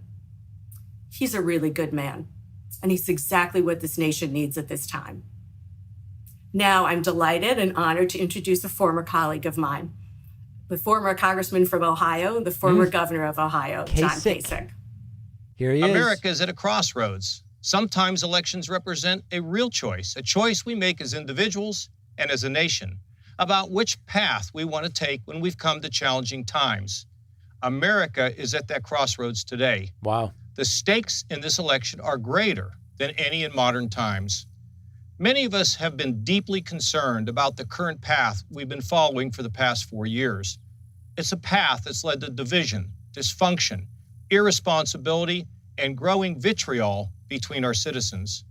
Continuing to follow that path will have terrible consequences for America's soul because we're being taken down the wrong road by a president who is pitted one against the other. He's unlike all of our best leaders before him who worked to unite us, to bridge our differences, and lead us to a united America. I'm a lifelong Republican. Right. But that attachment holds second place to my responsibility to my country. That's why I've chosen to appear at this convention. In normal times, something like this would probably never happen. True. But these are not normal times. I'm proud of my Republican heritage. It's the party of Lincoln, who reflected its founding principles of unity and a higher purpose. But what I have witnessed these past 4 years belies those principles. Many of us can't imagine 4 more years going down this path. And that's why I'm asking you to join with me in choosing a better way forward. Wow. I believe the best of America lies ahead, but only when we rediscovered our shared belief in the United States of America for our children's future, which can be bright, hopeful, and inspired if we choose to make it so. I've known Joe Biden for 30 years. I know his story of profound grief that has so deeply affected his character. I know Joe is a good man, a man of faith, a unifier, someone who understands the hopes and dreams of the common man and the common woman, a man who can help us to see the humanity in each other. He knows that the path to a restored and rejuvenated America lies in respect and unity and a common purpose for everyone. Yes, there are areas where Joe and I absolutely disagree. Right. But that's okay, because that's America. Because whatever our differences, we respect one another as human beings, each of us searching for justice and for purpose. We can all see what's going on in our country today and all the questions that are facing us. And no one person or party has all the answers. But what we do know is that we can do better than what we've been seeing today, for sure. And I know that Joe Biden, with his experience and his wisdom and his decency, can bring us together to help us find that better way. I'm sure there are Republicans and independents who couldn't imagine crossing over to support a Democrat. They fear Joe may turn sharp left and leave them behind. I don't believe that. Nah. Because I know the measure of the man. That won't happen, reasonable, faithful, respectful. And you know, no one pushes Joe around. Joe Biden is a man for our times, times that call for all of us to take off our partisan hats and put our nation first for ourselves and, of course, for our children. When America chooses the right path and pulls together, like we've done so many times before, we can dream big dreams, and we can see the top of the mountain as a United States of America with a soul that is a beacon of freedom to the entire world. So I don't particularly care about Kasich being there, although I do think it's interesting, but I think it's conceivable that there will be some, for example, Ohio Republicans who will see Kasich, their Republican governor that they voted for, and say, well, okay, maybe he's right. Maybe it's a blank check. It's sort of okay. You're getting cleared to go and vote for Joe Biden. People in Ohio who maybe don't like what Trump is doing, but they can't see themselves, wait a second, I'm going to vote for a Democrat. Maybe you see Kasich do this and then you come over. I don't know. I think that's really the only real impact that it could have. It looks like the second hour is going better than the first. We're waiting on Bernie Sanders as well as Michelle Obama. Right. Are they even going to be watching the DNC? But word will spread that Kasich, the Republican, came over. People seem to be joining back in, which we love. I think the last 45 minutes may be the best 45 minutes. Quincy Vigel says the first hour was full of platitudes and filler. Glad there's finally some more substance. Okay. And now from Alabama, Senator Doug Jones. Doug Jones, who may no longer be a senator in 3 months. Okay, yeah. Growing up in the South meant growing up in the midst of stark divisions. But it was here in Alabama where Rosa Parks helped ignite a movement by refusing to give up her seat on a bus, where freedom riders of different races came together in pursuit of equality. And it was here in Alabama where John Lewis marched across a bridge toward freedom. From a young age, I knew the hope that comes from seeing good people work to heal our divisions. It's what led me to become the United States Attorney, where I convicted 2 Klansmen who murdered 4 young black girls in a 1963 Birmingham church bombing and delivered long overdue justice. I'm standing in front of an exhibit dedicated to their memory. Alabama has shown me that even our deepest divisions can be overcome because each of us want the same thing, to be treated fairly and given the same opportunities and the freedom to live with dignity and respect. Now, some politicians try to pit us against each other, but I believe that Americans have more in common than what divides us. And in November, we have a chance to elect a president who believes that too. I've known Joe for more than 40 years. I met him as a wide-eyed law student, and he's been my friend and champion ever since. The Joe I know is exactly the leader our country needs right now. He can bring people together to find common ground while standing up for what he believes is right. After years of bitter partisanship, he can unite our country and get things done for working families and everyone looking for a better future. Because it's not about what side of the aisle we're on, It's about whether or not we're on the side of the people. The great John Lewis would often quote the old African proverb, when you pray, move your feet, and then challenge us to do just that. As a nation, he said, if we care for the beloved community, we must move our feet, our hands, our resources to build and not tear down, to reconcile and not to divide, to love and not to hate, to heal and not to kill. In the final analysis, we are one people, one family, one house, the American family. Vice President Biden understands that, and he is who we need as our next president. Here we are on a Monday night in 2020, and we need to talk about the post office, the U.S. Postal Service. Right. It is central to so much of our lives. Veterans count on the post office to get their prescriptions. Social Security beneficiaries count on the post office to get their checks. Grandparents depend on the post office to send birthday cards to their grandkids. Small businesses need the post office to do business. And guess what? The post office is also one of the ways we cast our votes. To find out how to exercise that right this November, whether by mail or in person, text VOTE, V-O-T-E, to 30330. And here to say more is the first Latina elected to the United States Senate, Senator Catherine Cortez-Masto. Another one of the scheduled speakers coming to us from our kitchen. Hello, I'm Senator Catherine Cortez-Masto from Nevada. This year, more Americans than ever before are going to vote from rooms just like this, marking their ballots at the kitchen table and exercising one of our most fundamental rights from home.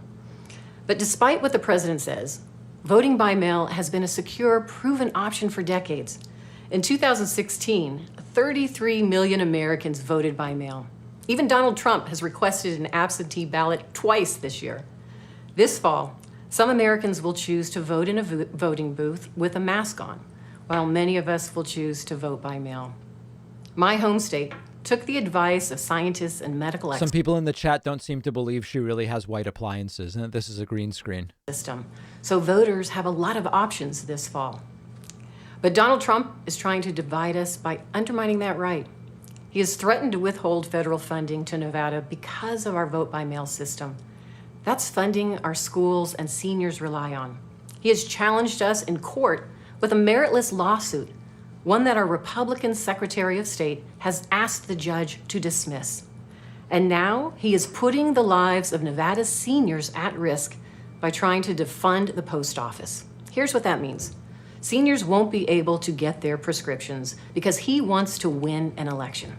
Well, Mr. President, Nevada is not intimidated by you. America is not intimidated by you. We are united by shared values, shared history, and shared rights, including our fundamental right to vote. And this fall, we will send Joe Biden to the White House and we'll flip the U.S. Senate. With Mitch McConnell out of power and a Democratic majority in the Senate, we will expand voting access and protect voting rights. To do this, America, we need you on our side. So go to joebiden.com right now to chip in, and then head over to flipthesenate.com to help us take back the Senate. Donald Trump and Mitch McConnell know how to divide, but we know how to stand together and turn this country around.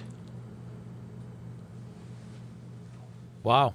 This year we had an historic field of presidential candidates, an historic number of women, including our vice presidential nominee, Kamala Harris, more candidates of color than any primary ever, and the first openly gay man to win a caucus. This party, the Democratic Party, welcomes everyone, encourages everyone to lead, and invites everyone's ideas to ensure this country builds back better. This is what our next speaker believes too, Senator Amy Klobuchar. Ah, here she is.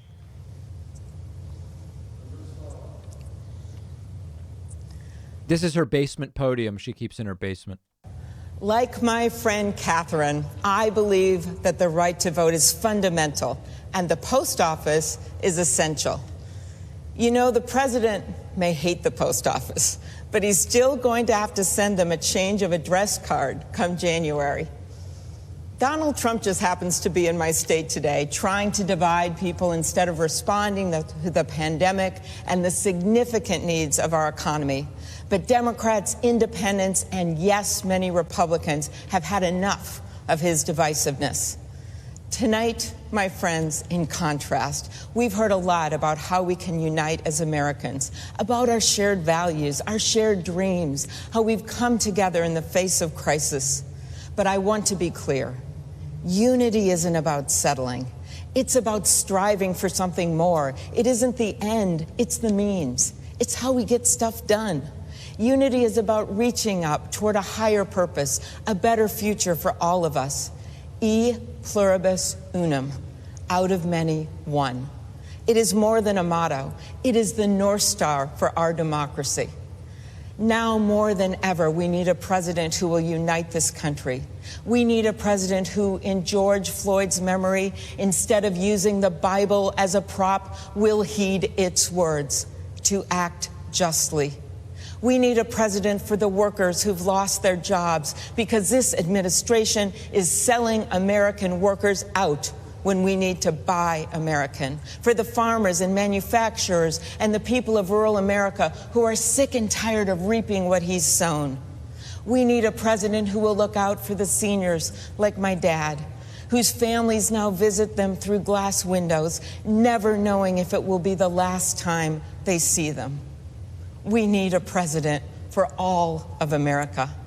I come from the middle of this country where we believe in people joining together to solve problems. We seek common ground to reach higher ground. That's been Joe Biden's life's work. He's a man of scrappy, working-class roots, a man whose own hardships have only made him more determined to lift up those who have been left out. He understands redemption, and he knows resilience. Joe Biden's a man of deep experience. Barack Obama, better known tonight as Michelle's husband, he leaned on Joe for his strength and decency, and you can too. You know, most candidates, when they end their campaign, that day is a hard one. For me, it was a moment filled with great joy, because the day I ended my presidential campaign was also the day I endorsed Joe Biden. Joe ran for the same reasons I did when I announced my campaign in the middle of that blizzard on the banks of the Mississippi River. To cross the river of our divides, to bring this nation together, to be a president for all of America. As I said the day I endorsed him, if you feel stuck in the middle of the extremes in our politics, if you are tired of the noise and the nonsense, you have a home with me, and you have a home with Joe Biden. That's why I was so proud to stand with him then and across this great country. That's why we are all now standing united behind Joe and my friend Kamala. Our nation's motto is out of many, one. And as you're about to see, it's also the story of the Democratic primary. Thank you, America. Right. Cool lectern. We all ran for president, motivated by the same reasons. As I watched President Trump divide this country more and more, I thought to myself, what are you willing to do to stop him? You had the most destructive, hateful, racist president in the history of this country, who is literally tearing apart the fabric of the United States of America. I like Donald Trump is a failed business person and desperately failed us as a president. We will run! I ran for president because I think it's urgent that we heal the divisions in this nation. We are still in control of our own future. And we need to provide millions of Americans a real path forward. A green jobs program. Increasing the minimum wage. Passing a national paid leave bill. Student loan debt. Mental health, starting with our veterans. Reproductive justice. Economic justice. Racial justice. And there is so much a new president can do to bring us together. It's time to get up. Get up. Starting a presidential campaign is daunting. I mean, you have to reach hundreds of millions of people. You have these incredibly long days, often capped off by these evening events that go on for hours and hours. Your challenge as a candidate is to be true to yourself and true to why you ran in the first place. That is something, by the way, that I really admire about Joe Biden. He really is his own man. He knows who he is. Joe Biden. All right, so we are, if you're just joining us, we are about 75% of the way through the first night. And we are still standing by for Bernie Sanders and Michelle Obama, the sort of keynote speakers this evening, and we could be joined by them very, very soon, sometime in the next half hour, assuming that they're not running behind. We've seen the first hour, which was not so good. The first half hour was quite bad. The second half hour was a little bit better. And then the third half hour has really been sort of okay as far as what we would expect. And I know people are going to be mad at me. I'm not being positive enough. It's like, come on, guys, you all know who I'm voting for. Obviously, I'm voting for Biden, but this may just be a format difficulty. I do understand that. Corey Keene, or I'm sorry, Sam Goodwin says, who in their right mind can watch this without losing all hope for the future? If you're impressed by tonight, then you're brain dead. If you don't, you're enslaved by the two-party scam. Well, I think there are other options, which are you recognize that this is not so good, but it doesn't necessarily mean all of those other things that you're saying. But this is difficult. So we're certainly going to see whether Bernie can kick up the energy, maybe Michelle Obama. I do want to keep up with the new members. I did say if we got to 50, I would open the phone lines when this is done. We have Bree Williams, Josh Tweedy, and Dustin Miller, who get us numbers 25, 26, and 27. Also, Akshay Madane, Eric Castellan, Vic Ultra, Jennifer Kanaski, and Eric Bloom get us all the way 29, 28, 29, 30, 31, and 32.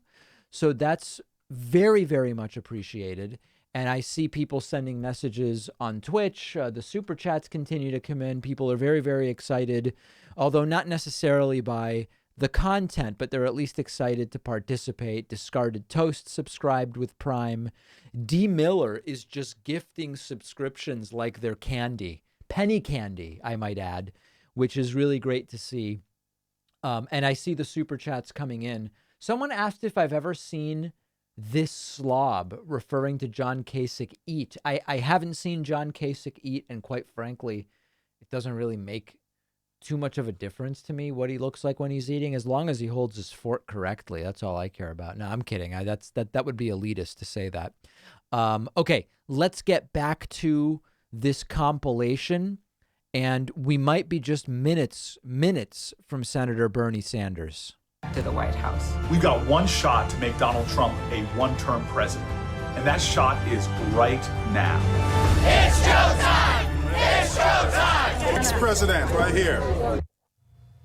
We understand that things are tough right now economically, but if we're going to beat Donald Trump in November, we need your help. If you're able to go to joebiden.com and chip in $5, $10, whatever you can, to fund the change we need to save our democracy, because every bit matters, and it's going to take all of us to make this happen. And no one knows that more than our next speaker, the Biden-Harris campaign's co-chair, Representative Cedric Richmond from New Orleans, Louisiana. Okay. Think about the places that make your neighborhood feel like home. The barbershop, where you can catch up on the latest neighborhood news while you get your hair cut. The restaurant, where they know your order by heart. Or this art studio, where a creative guy with a great idea and a ton of hustle turned an abandoned building into a second home for the entire community. You know, economists will tell you that small businesses like this one are critically important to our recovery. But they're also just plain important. Without them, the places we call home just wouldn't be the same. That's the thing Joe Biden understands that Donald Trump never has and never will. When we talk about the economy, it's not just about the stock market. It's about whether you can find work that really means something to you, instead of feeling like you're supposed to be grateful just to get a paycheck. It's about whether people who didn't inherit millions from their parents can build a business from the ground up and have a real chance to compete. And it's about whether in the richest country on earth, everyone, including women and people of color, feel included and empowered. Economists will also tell you that Joe Biden's plan to rebuild our economy will create millions of jobs. But Joe will tell you that his plan is about more than that, because he's seen the world from a different perspective than most politicians. He knows what it's like to live in a real neighborhood, not just penthouse apartments. He knows what it's like to take the train to work, not just a chauffeured limousine. That's why he looks at our economic challenges the same way working people do. And he'll solve them in a way that puts working people first. Joe Biden respects America's workers because he truly understands the dignity of work. You know, it was mostly small talk when we first met. When I would collect his ticket, and as time went on, I learned more and more about him as our friendship grew. I think he's most comfortable around everyday working class people. It just always makes you feel like you belong.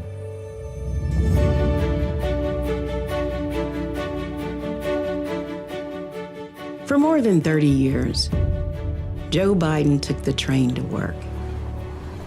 As a single dad, he promised to be home to kiss the boys every night. All right, so I think we kind of understand this storyline, and we're of course standing by for Bernie Sanders and for Michelle Obama as well. Thanks to Jules for subscribing with Prime, as well as Discarded Toast. Some other super chats I missed. Anthony says, thanks for all you do. Wife just signed up also and stoked to hear her name announced, also pronounced Beatty like Beatty. Oh, Beatty, Warren Beatty. Okay, got it. Yes, very good. Aldo Parenti says, thoughts on Brett Weinstein's Unity 2020 idea, particularly as a viable option for 2024. I don't know. I mean, you know, the Brett Weinstein, that's a whole other story. Jamie L says, please give the New York governor kudos for his speech. Yeah, it was the best speech at that point. Who else do we have here? Oh, this is weird. Some of these are not showing up. Like, I just saw a new super chat from Love Inspired, and yet it's not showing up on screen here. That's really strange. Let me see here.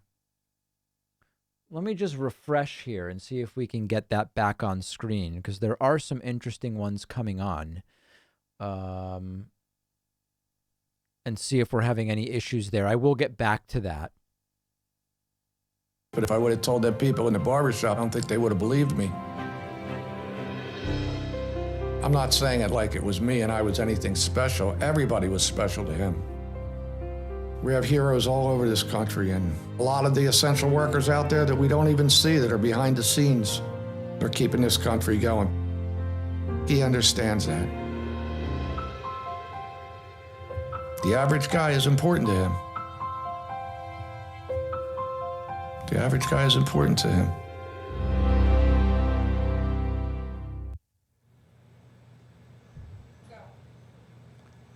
Good evening. Here's Bernie.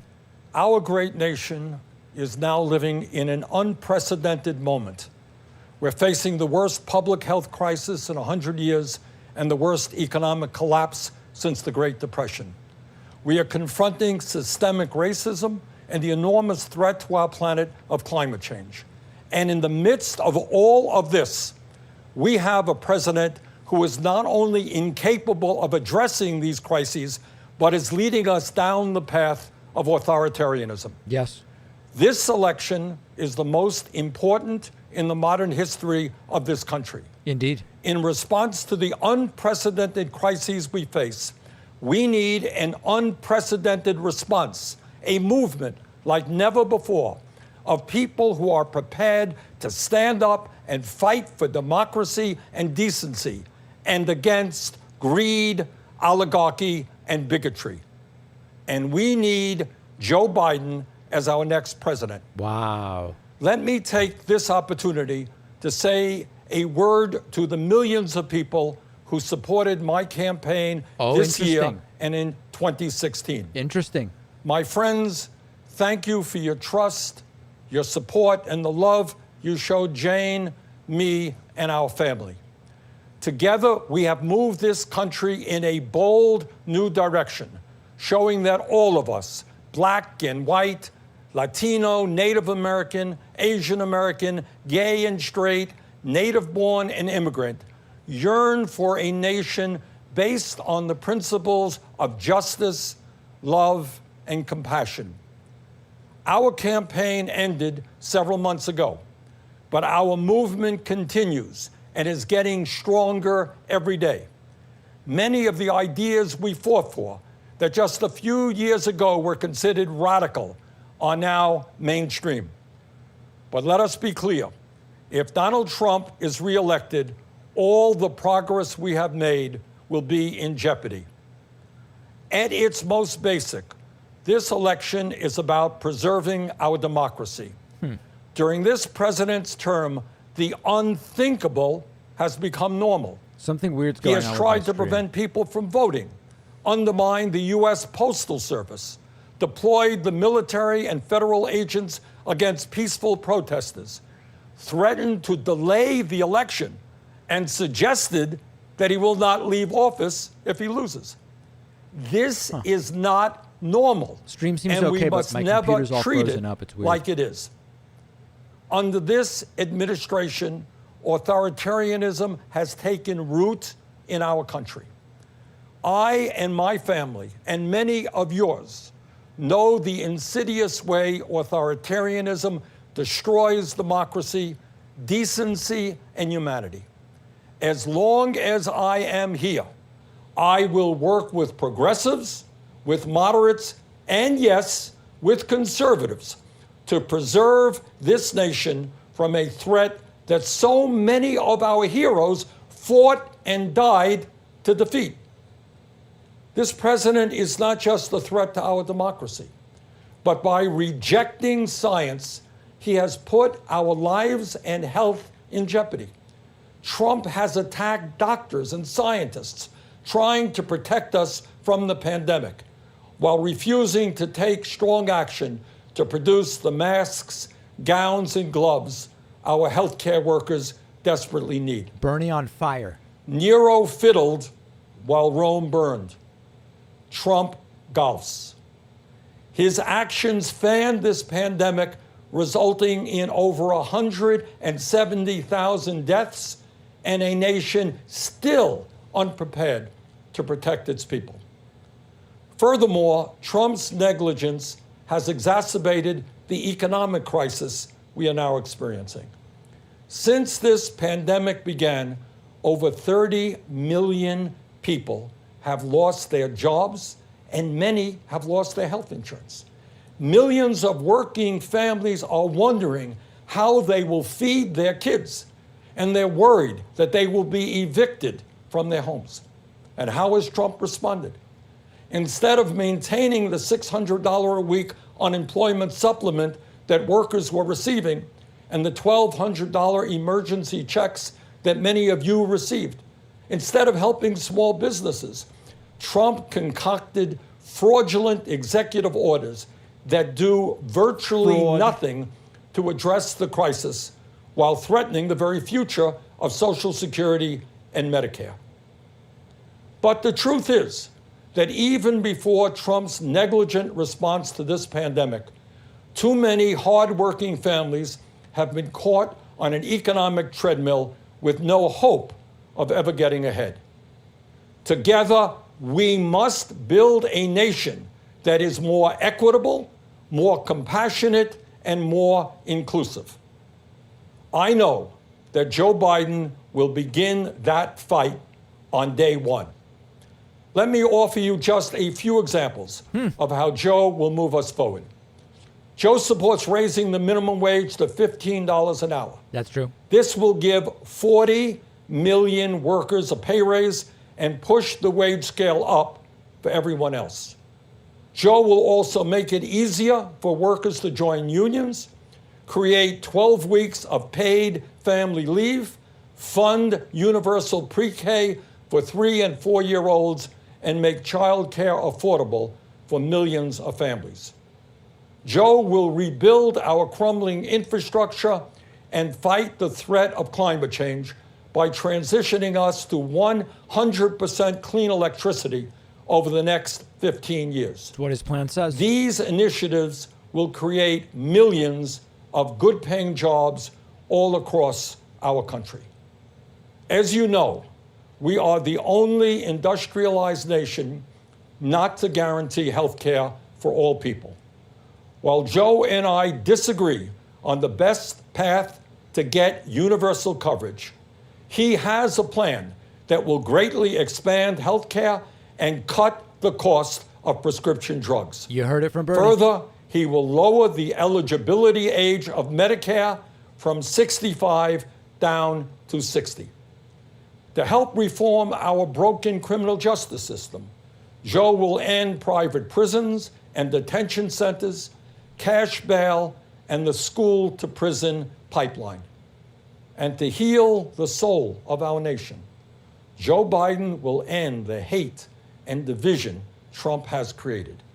He will stop the demonization of immigrants, the coddling of white nationalists, the racist dog whistling, the religious bigotry, and the ugly attacks on women. My friends, I say to you, to everyone who supported other candidates in the primary, and to those who may have voted for Donald Trump in the last election, the future of our democracy is at stake. The future of our economy is at stake. The future of our planet is at stake. Very much so. We must come together, defeat Donald Trump, and elect Joe Biden and Kamala Harris as our next president and vice president. My friends, the price of failure is just too great to imagine. Thank you. Wow, Senator Bernie Sanders. Many people liking it. Big SOS man says, breaking, Bernie gives us wood during this speech. Nick Sarabino says, how did the other guy beat this guy? Joe Schmo says, who would be Kamala's VP in your opinion? No idea. Love Inspired says, good Lord, David, there are a lot of troublemaking trolls in this room. Let me know if you need an extra moderator for about an hour or two. I love booting trolls out of rooms. Very, very important and powerful message. We are now waiting for Michelle Obama. I will open phones at the top of the hour if we get to 50 members. We now have Jose Villa, Carl Miller, Robert Johnson, Mark McKeever, Dano, and wait, 1, 2, 3, 4, 5. That gets us to 37. Oh my God. It might actually happen. And okay, we are at 37 right now with Michelle Obama coming up. Long to hear right now are the ones that speak with courage and kindness, strength and wisdom, love and compassion. They're unafraid to speak the truth and talk about their own uncertainties and struggles. They make us feel seen and inspire us to become the best versions of ourselves. Our next speaker is that for all of us.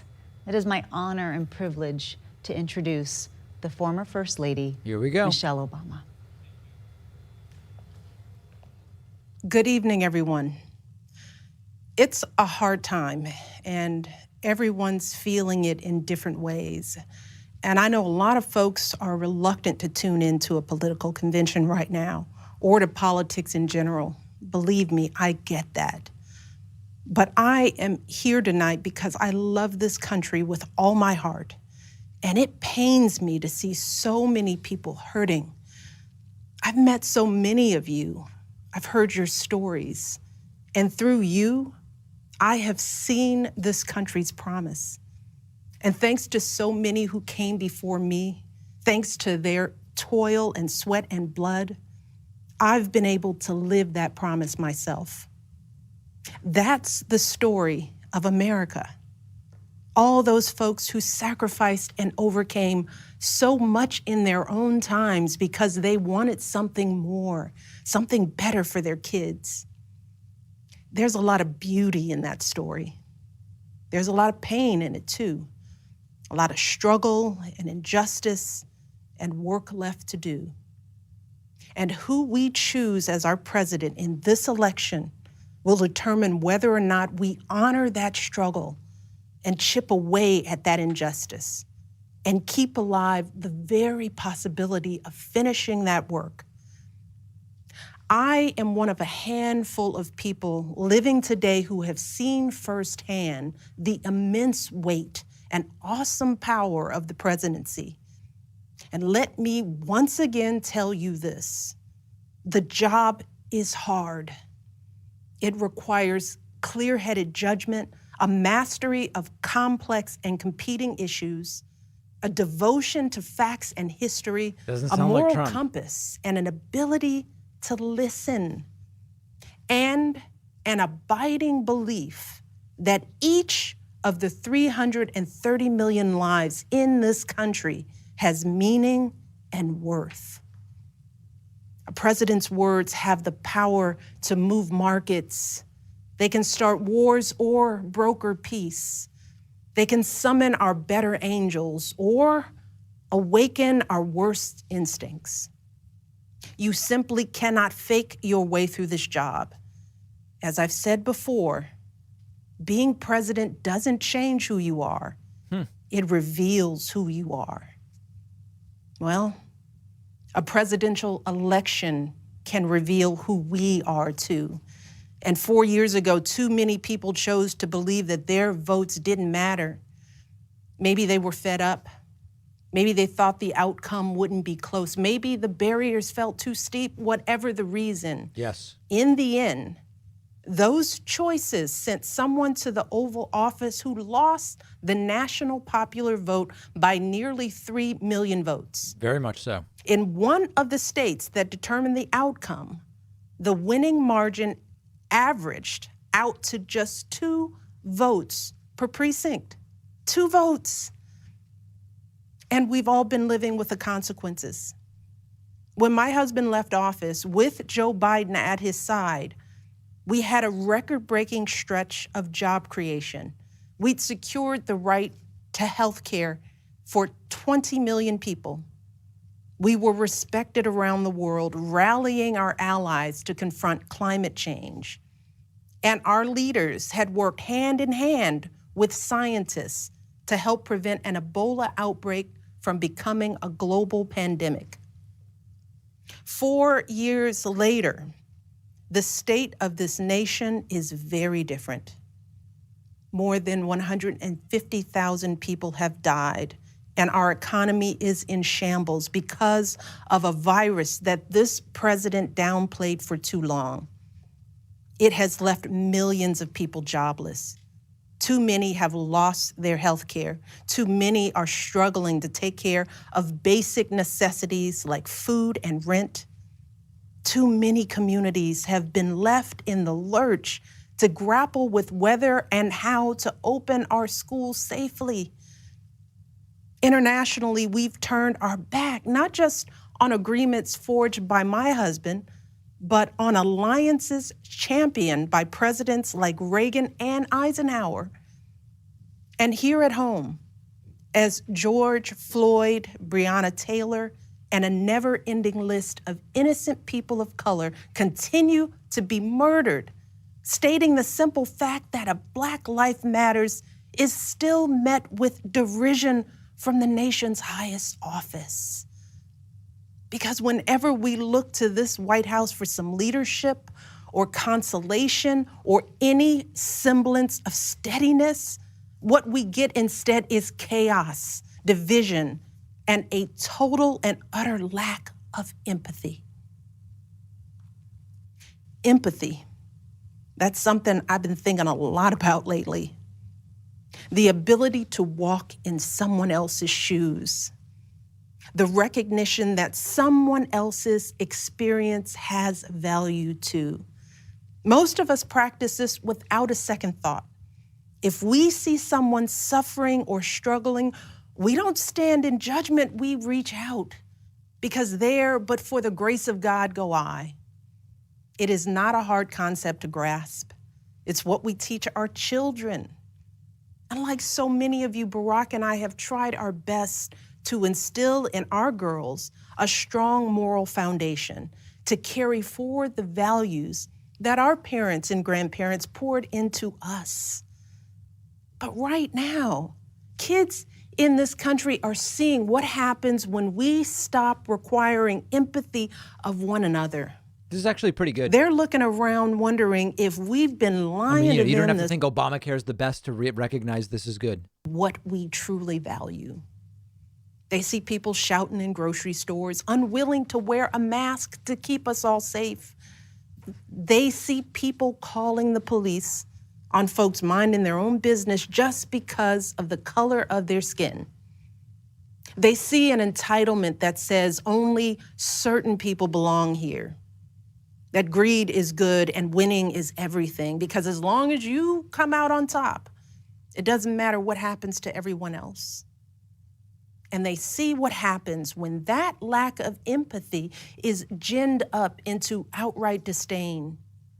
They see our leaders labeling fellow citizens enemies of the state while emboldening torch-bearing white supremacists.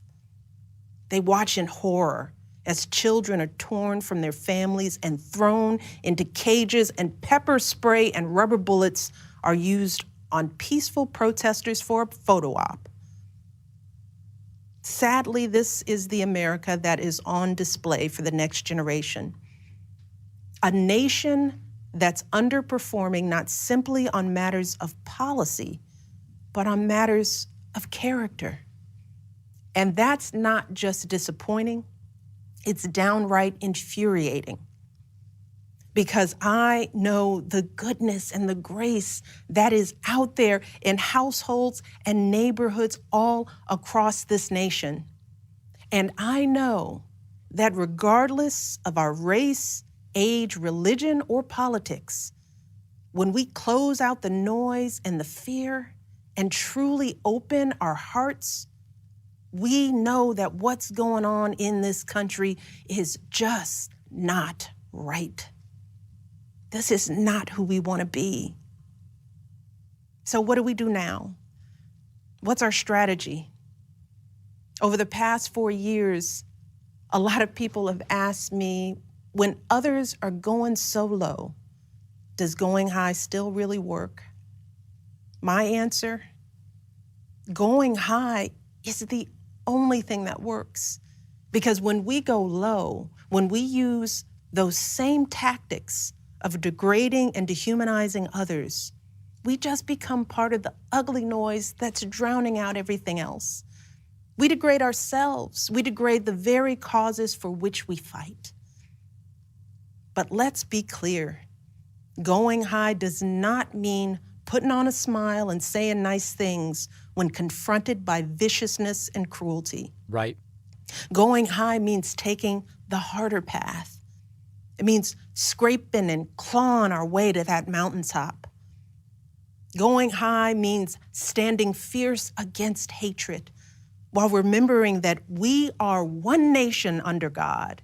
And if we want to survive, we've got to find a way to live together and work together across our differences. And going high means unlocking the shackles of lies and mistrust with the only thing that can truly set us free, the cold, hard truth. So let me be as honest and clear as I possibly can. Donald Trump is the wrong president for our country. Very much so. He has had more than enough time to prove that he can do the job, but he is clearly in over his head. He cannot meet this moment. He simply cannot be who we need him to be for us. It is what it is. Now, I understand that my message won't be heard by some people. We live in a nation that is deeply divided, and I am a Black woman speaking at the Democratic Convention. But enough of you know me by now. You know that I tell you exactly what I'm feeling. You know I hate politics, but you also know that I care about this nation. You know how much I care about all of our children. So if you take one thing from my words tonight, it is this. If you think things cannot possibly get worse, trust me, they can and they will if we don't make a change in this election. If we have any hope of ending this chaos, we have got to vote for Joe Biden like our lives depend on it. For many people, it does. I know Joe. He is a profoundly decent man, guided by faith. He was a terrific vice president. He knows what it takes to rescue an economy, beat back a pandemic, and lead our country. And he listens. He will tell the truth and trust science. He will make smart plans and manage a good team. And he will govern as someone who's lived a life that the rest of us can recognize. When he was a kid, Joe's father lost his job. When he was a young senator, Joe lost his wife and his baby daughter. And when he was vice president, he lost his beloved son. So Joe knows the anguish of sitting at a table with an empty chair, which is why he gives his time so freely to grieving parents. Joe knows what it's like to struggle, which is why he gives his personal phone number to kids overcoming a stutter of their own. His life is a testament to getting back up. And he is going to channel that same grit and passion to pick us all up, to help us heal and guide us forward. Now, Joe is not perfect, and he'd be the first to tell you that. But there is no perfect candidate, no perfect president. And his ability to learn and grow, we find in that the kind of humility and maturity that so many of us yearn for right now. Because Joe Biden has served this nation his entire life without ever losing sight of who he is. But more than that, he has never lost sight of who we are, all of us. Joe Biden wants all of our kids to go to a good school, see a doctor when they're sick, live on a healthy planet. And he's got plans to make all of that happen. Joe Biden wants all of our kids, no matter what they look like, to be able to walk out the door without worrying about being harassed or arrested or killed. He wants all of our kids to be able to go to a movie or a math class without being afraid of getting shot. He wants all our kids to grow up with leaders who won't just serve themselves and their wealthy peers, but will provide a safety net for people facing hard times. And if we want a chance to pursue any of these goals, any of these most basic requirements for a functioning society, we have to vote for Joe Biden in numbers that cannot be ignored. That's because true. Right now, folks who know they cannot win fair and square at the ballot box are doing everything they can to stop us from voting. They're closing down polling places in minority neighborhoods. They're purging voter rolls. They're sending people out to intimidate voters, and they're lying about the security of our ballots. These tactics are not new. But this is not the time to withhold our votes in protest or play games with candidates who have no chance of winning. We have got to vote like we did in 2008 and 2012. We've got to show up with the same level of passion and hope for Joe Biden. We've got to vote early, in person if we can. We've got to request our mail-in ballots right now, tonight. Yesterday. And send them back immediately. And follow up to make sure they're received. And then make sure our friends and families do the same. We have got to grab our comfortable shoes, put on our masks, pack a brown bag dinner, and maybe breakfast too, because we've got to be willing to stand in line all night if we have to. Look, we have already sacrificed so much this year. So many of you are already going that extra mile. Even when you're exhausted, You're mustering up unimaginable courage to put on those scrubs and give our loved ones a fighting chance.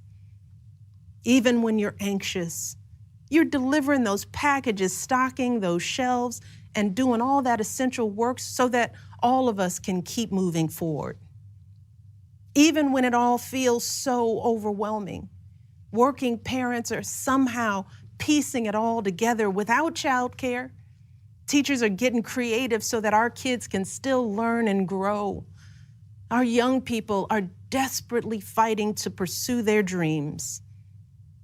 And when the horrors of systemic racism shook our country and our consciences, millions of Americans of every age, every background rose up to march for each other, crying out for justice and progress. This is who we still are. Compassionate, resilient, decent people whose fortunes are bound up with one another. And it is well past time for our leaders to once again reflect our truth.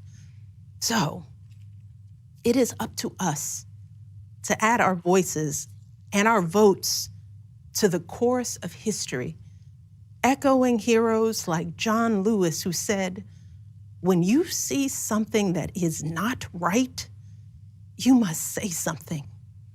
You must do something." That is the truest form of empathy. Not just feeling, but doing. Not just for ourselves or our kids, but for everyone, for all our kids. And if we want to keep the possibility of progress alive in our time, if we want to be able to look our children in the eye after this election, we have got to reassert our place in American history. And we have got to do everything we can to elect my friend Joe Biden as the next president of the United States. Thank you all. God bless. A little long, but very good. Very, very good overall. Hitting a lot of very, very important topics there. Certainly a good speaker. Will we be opening up the phone lines? I don't know if we're going to hit 50. Chana McCartney has signed up. Brian Peterson, Alex Mateen, Robin Scott, and Donald Schertz. You are what we miss in this country. We need more of that example. Thank you so much for being part of this unconventional convention. Thanks to all of y'all who have been tuning in. It's a convention about you and for you, the American people. This is our chance to hear from those who will be leading us out of our nation, out of the current crises on the economy, the pandemic, racial injustice, to listen and to learn about Joe Biden and Kamala Harris's plans to bring about changes we all need. This is our chance to unite across America. In addition, we'll call the roll and we'll hear from the future First Lady, Dr. Jill Biden. I want to thank you again for joining us. Join us the rest of the week. This is your convention. This is your campaign. And we, the people, are going to save this democracy in November. Right now, Billy Porter and Stephen Stills are going to remind us what it's all worth. Good night. All right, wrapping up there. The first of 4 nights started slow. Bernie, very good. Michelle Obama, very good. Overall, it's a difficult format. And unfortunately, because Donald Trump will be doing it at the White House, I would be shocked if he didn't put together some kind of crowd. I think the dynamics and the optics may be problematic. The sort of fully produced 2-hour thing coming in and out of live stuff with clips and pre-recorded, I think compared to what Trump plans to do, may be a little tough. It may be a little tough. There's no question about it. Let's see what's going on. People want to hear this.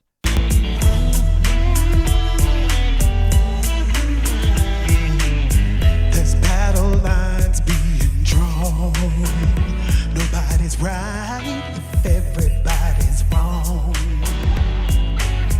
Young people speaking their mind. I guess this will allow a few more minutes during which, if we got to 50 members, I'd open the phone lines. But it's if people want the phone lines open, I'll let the numbers run until we get to this. 2 more just signed up. 44.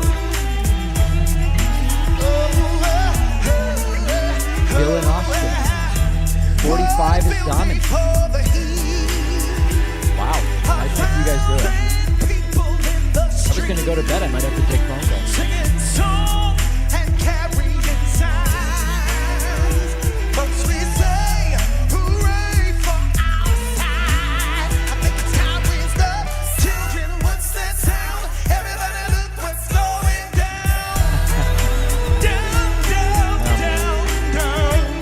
I mean, I guess technically it hasn't ended yet.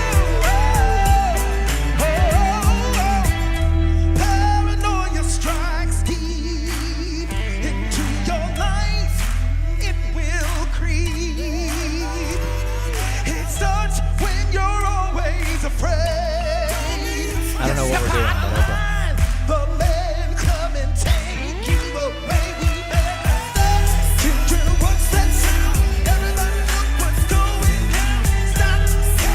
Is this live?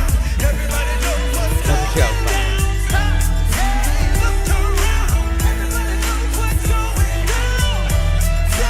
Tony's number 46.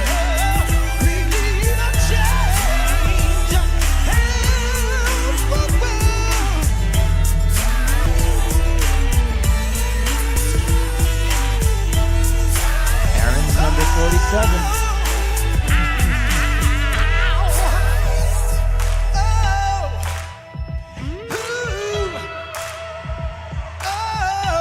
David's number 48. We the people call the 48th Quadrennial Democratic Wow. National You guys failed to do it. You guys failed to do it. The end of the first day, and we are only at 48. But you know what? Just to be nice, I'll take a couple phone calls. I will take a couple, okay? We have a new system. It's on Discord. It's davidpakman.com/Discord. If you want to get on with me, get into the waiting lobby, I guess is what it's called. Even though we didn't make it, just because we were so close, I will take just a couple of calls, okay? It's davidpakman.com/Discord. I'm going to do a couple just as a little extra because it'd be weird at 48 to bail, even though we didn't really make it, okay? So it's davidpakman.com/Discord. That's the official Discord. Any other Discord is not official. I'm just going to check in with a couple of people, okay? Let's try Alexander the 6th, okay? Let's go first to Alexander the 6th and see what's going on. Where is this? Oh, Alexander's gone. Okay, let's try Tonight Out. Oh, that didn't work either. Hold on a second. Tonight Out. Okay, Tonight Out, can you hear me?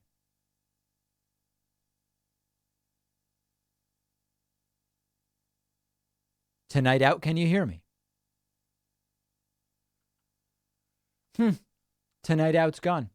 All right, let's try White Knight. White Knight, can you hear me? It shows you as being muted right now. Maybe unmute White Knight if you'd like to be able to speak. Yes, hello. Hello, we've got somebody. It's working. Okay, what's going on? Oh, nothing much. Thanks for taking my call. My name's Bernardo from Houston, Texas. Supporter of the show, big fan of the show. Thank you. I guess I think I had the same feelings as you did during the beginning of the DNC. It was a little trepid, I guess you could say, and I guess you could say it finished off strongly. Do you mean tepid? Maybe yes. Maybe Okay. that's what I meant, right? Yeah. It started tepid. I gotcha. Yeah, I got Yes, better. yes. It definitely got better. I mean, listen, it was good enough that I'm going to watch the second night. Let's put it that way. And then we'll see where the Okay. second night gets us. Well, all right. There you go. There you go. Well, okay. Thank you, David. All right. Thank you. Very good. Seemed like he didn't really expect to get on.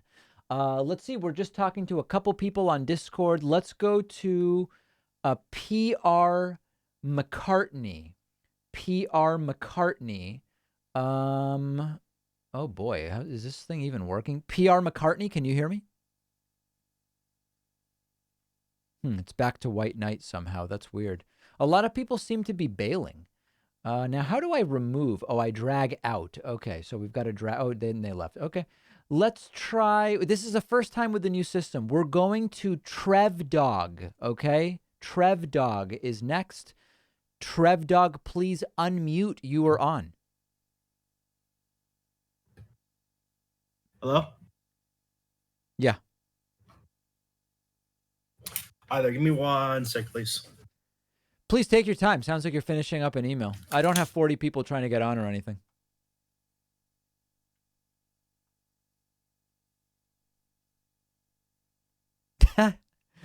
I'm curious where this is going to go.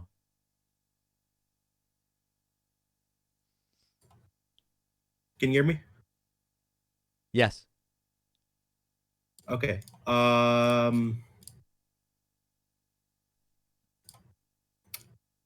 I can hear you. Yeah, I can hear you too. Okay. All right. And then they just left. Well, listen, we established that we could hear each other. And then, so everybody told me, David, if you use Discord, the calls will be beautiful. They'll be perfect phone calls like Trump. Not so far. Not so far. Let's go to, let me go here to, how about Kevin Klotfelter? Can we go to Kevin Klotfelter? You're the next person on. Kevin Klotfelter. Okay, Kevin, please unmute. You are on right now. All right. Can you hear me? Yes, I can. Awesome. What can I do for you? Hey, David, how you doing? So I've been trying to figure out how to sort of approach everything that's happening with my more conservative friends and family. Yes. I did see what, when you were talking to Joe Rogan, sort of someone who's not really far on the left. I guess, do you just have any advice on how to approach that topic with people that really are kind of apolitical or lean more conservative? Hold on. Are they apolitical or are they conservative, though? I think those lines kind of get blurred at some points, and I don't know how to really. There's sort of this like gray area that I've found with friends and family where they lean conservative but are not really into politics. Okay, and your goal is to do what? I guess just make them aware of what is happening with the current situation regarding COVID-19 and that it's actually a problem that's happening, and just sort of the mismanagement under the Trump administration. Well, if that's the case, then I would first start by asking them what their beliefs are and how they came to those beliefs. I mean, it's a bit vague, so I'm trying to give an answer that might encompass what you're trying to do. But I think in general, if you're trying to change minds, you're going to do better with a respectful, empathetic, Socratic method of questioning rather than beating people over the head with facts, essentially, for lack of a better term. Yeah, no, absolutely. Gotcha. Well, I appreciate your thoughts. All right. Well, good luck with that. I hope that it goes well. That can certainly be you can have a big matzo ball hanging out there. Let's see. Destiny wants to chat. Yeah, let's do it real quick. I'm not going to be on too much longer, but Destiny wants in. So let me see if I can get him. I'm calling Stephen Kenneth Destiny Bunnell II right now because people wanted to hear from him and something about Milo. I don't even know. Stephen, are you there? Is this David David Pacman from Twitch TV? Hello. This is David Pacman Destiny II. Yeah. Wow.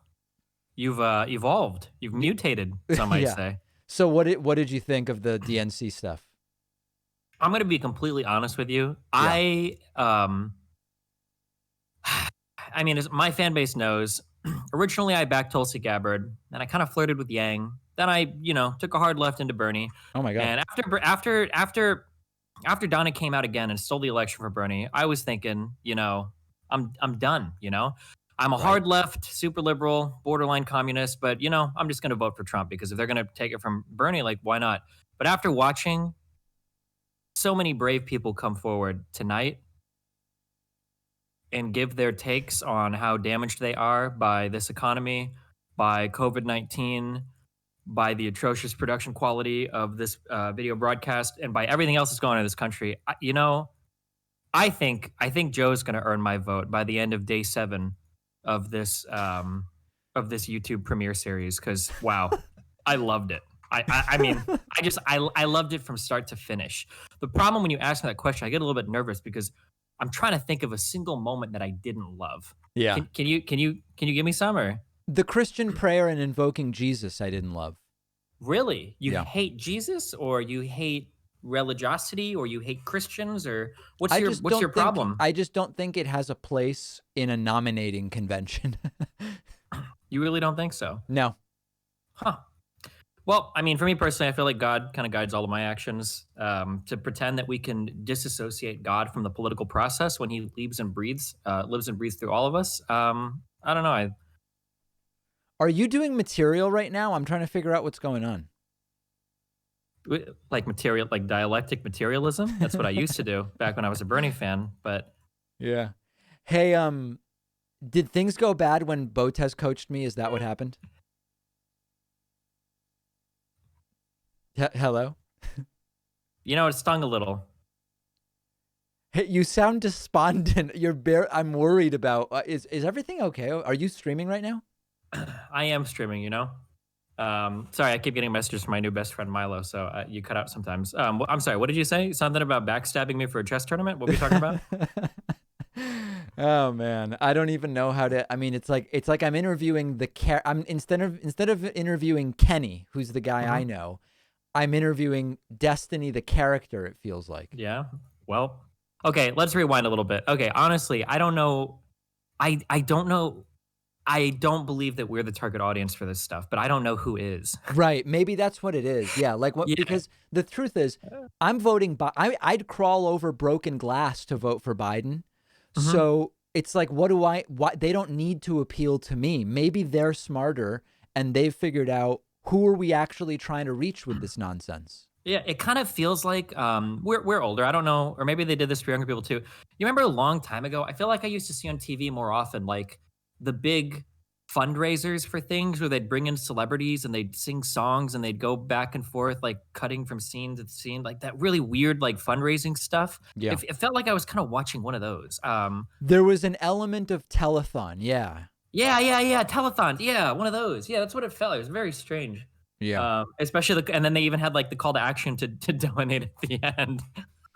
Yeah, and then like some people say 30330, and like they've got to get on the same page also from the standpoint of how to say that 5-digit number. Yeah, or just register every variation, I guess, if they're gonna mess it up so much. Well, I it's don't the know. emphasis. I feel like they're doing the emphasis really weirdly. I don't know. Yeah. So in any case, I mean, I don't know. Yeah, it was weird. Yeah, I wasn't sure who this was targeted at. Man, I love this kind of stuff. Like politics is what I mean, we talk about it all day, right? So I figured there was going to be fun stuff, but man, this was just so unbelievably boring. Oh my God, after about an hour, I was almost ready to tap out. Yeah. But the second hour was better than the first, right? It was, but I was already so exhausted and fatigued from the first hours. It was harder to appreciate, you know, the Kasich talking to a drone for 5 minutes or, you know, like it was harder to, the second half did pick it up a little bit though. Have you been dropping the ban hammer on people in the chat pretty frequently, or how's that all going? For some things, yeah. Are you referring to something in particular? Or? No.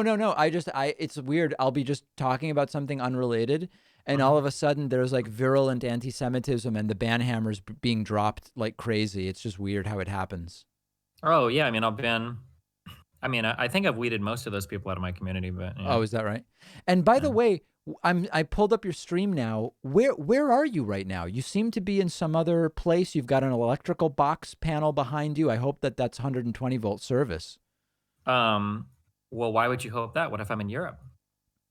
Maybe you are. I mean, it sort of looks like a European, like kind of studio hotel that I stayed in Helsinki. Yeah, well, close. I'm actually in New Jersey, but that's kind of like Europe, I guess. But. Yeah, that's not exactly what I would associate New Jersey with necessarily. But Yeah. so, are you going to cover all 4 nights of this, or? I mean, I feel like the thing is I have to, because if I'm doing anything else, my chat is just going to be full of people that are going to come in and scream like, "Are you going to watch where's the DNC debate? Is this night 2? Are you going to blah blah blah?" Like, you know, I don't know. Does your audience like you? Do you think? Sometimes I feel like your audience doesn't like you. It's one of those like, my audience is you ever see the movie Inception? Yeah. My audience is like the dying dad at the end, where he's like, you know, it seems like I hated you all this time, but I didn't really hate you. I wanted you to be better than me. You know, that's my audience. It's like, you know, they give me a lot of shit all the time because they expect a lot out of me. Yeah. I think that they love me, but they would need to be on like death's door to admit it, you know? And what is that? Is that a huge soda that you have in front of you, or what is that? Yeah, I got some White Castle, so I could, you know, acquaint myself with some good New Jersey food. Huh. And then I see also something like, does that say Niagara over your left shoulder, or Viagra? What is that? You know, I'm not entirely sure. I'm sorry. Are you playing fucking Where's Waldo tonight? What, are you going to identify everything in my background? It also, I mean, this is weird, but is that a prosthetic leg on the desk over your left shoulder? Are you talking about the bag of food? You're talking about the French fry. No, I mean, I maybe if you were MacGyver, you could fashion a prosthetic leg out of it. Oh, there. Okay. Got it. Okay. Oh, it's French. Are you going to cover? You must cover all 4 nights of this, right? Or 3 I nights, think I whatever? have to. I told my audience that if the first night didn't go well, I wasn't going to. I guess it went well enough where I probably will cover all 4 nights. Yeah. But what's crazy is then Friday, PogChamps 2 starts, and I'm playing It's Hafu, which I'm told is the best player in the tournament. I'm going to get destroyed, and I'm going to be busy all week where I won't even be able to prepare. Weren't you supposed to be pretty good at chess? No, I lost to you in a 30-second game. What are you talking about? Well, I mean, do you know who you're talking? I used to be a professional StarCraft player. Strategy is just like part and parcel. It's part of who I am. Oh, huh. Weird. I'm curious, for your moderation team, do you vet all of your moderators yourself? Well, you were talking about the Banhammer earlier. Yep, Corey check, level 4. Basically, it's like as if you were going to be Border Patrol. They go through all the same vetting process. Crazy. Yeah. I'm curious, what kind of vetting process did Green Man 137 go through? I have no idea. I don't know who that is. Man, that guy really doesn't. I've just been reading his stuff about me in chat, you know? He said he'd never be friends with a troll-ass racist punk like Destiny. This is what your moderators think about me? That Destiny seems fucking untoward. sucks. That Don't seems at me, untoward. baby. He seems to be pretty upset. Yeah, I just see a lot of, I think the term is ass pain. That seems from aggressive. him. Yeah, No, that seems okay. aggressive. We're going to have to look into that. Hey, are you engaged also? I heard you were engaged. Yeah, kind of with Melina, yeah. You kind of. I like that. That's interesting. You're well, not. I mean, she's Swedish, so you never really know, right? Like it's kind of. Is that a cultural difference? There's a lot of cultural differences. Yeah, species difference sometimes. Swedes are very weird people. And have you guys been separated for some time now? Yeah, actually, in a few days, I'm going to try to sneak into Sweden. I heard that if you're a really good debater, if you land, you can make a really good argument to get in. They'll let you in. So it's going to be. I didn't realize most Sweden important had debate yet. banned Americans. I thought it was just about everybody else. Well, the entire European Union, I think, has a travel restriction on the U.S. So. Oh. And as far as I know, Sweden is still part of the EU. So. I have friends who went to the UK and did 2 weeks there, and once you're traveled? there, you're kind of established, and then you can go elsewhere. Yeah, you can do that. I don't know if I want to stay in the UK for 2 weeks. We all have our limits, you know. Not 2 weeks in the UK and then 2 weeks in Sweden. That's too much European for me. And would you stream from Europe? Yeah, I mean, I tried to. Yeah, you would. Okay. All right, if I'm gone for that many weeks, yeah, I'd like to stream when I travel. Yeah. And then last thing, because it's getting to be past my bedtime. What has anything been kind of what's the word, rekindled with Hassan Piker, or are things bad still?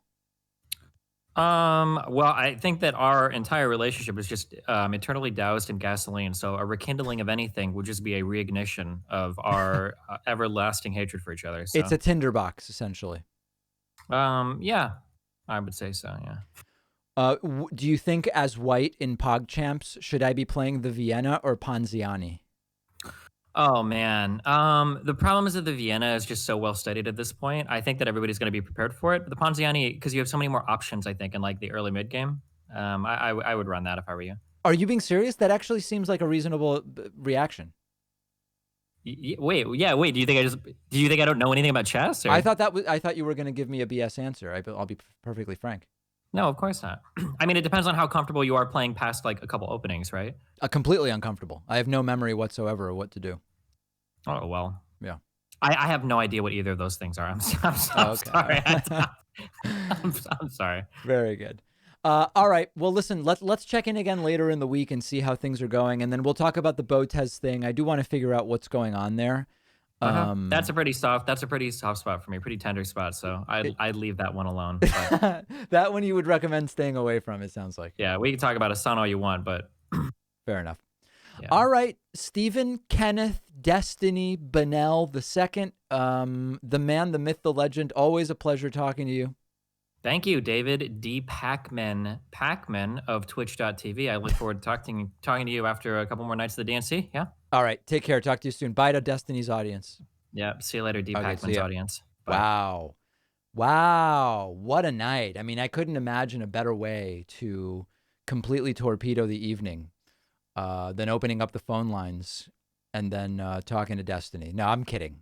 It's great to talk to him. And I think things may have been a little weird after our big brunch, but I think things have gone okay. Let's just see what he's saying now. Hold on. Let's take a listen. That crazy mod. Oh, that mod fucking hates me. Holy shit. I always feel like your talks to Deepak are fucking news segments and you're cramming in as many memes as possible. Well, he he fucking memes so hard. I feel like I have to, or else I just end up getting fucking hardcore out memed. Right. You could you could end up being memed up the wazoo. Okay, everybody. So if anybody has funny clips or whatever from the Destiny thing, send them to me. It's way past my bedtime. People are telling Destiny I'm still watching him. All right. I'm out. I'll see everybody tomorrow.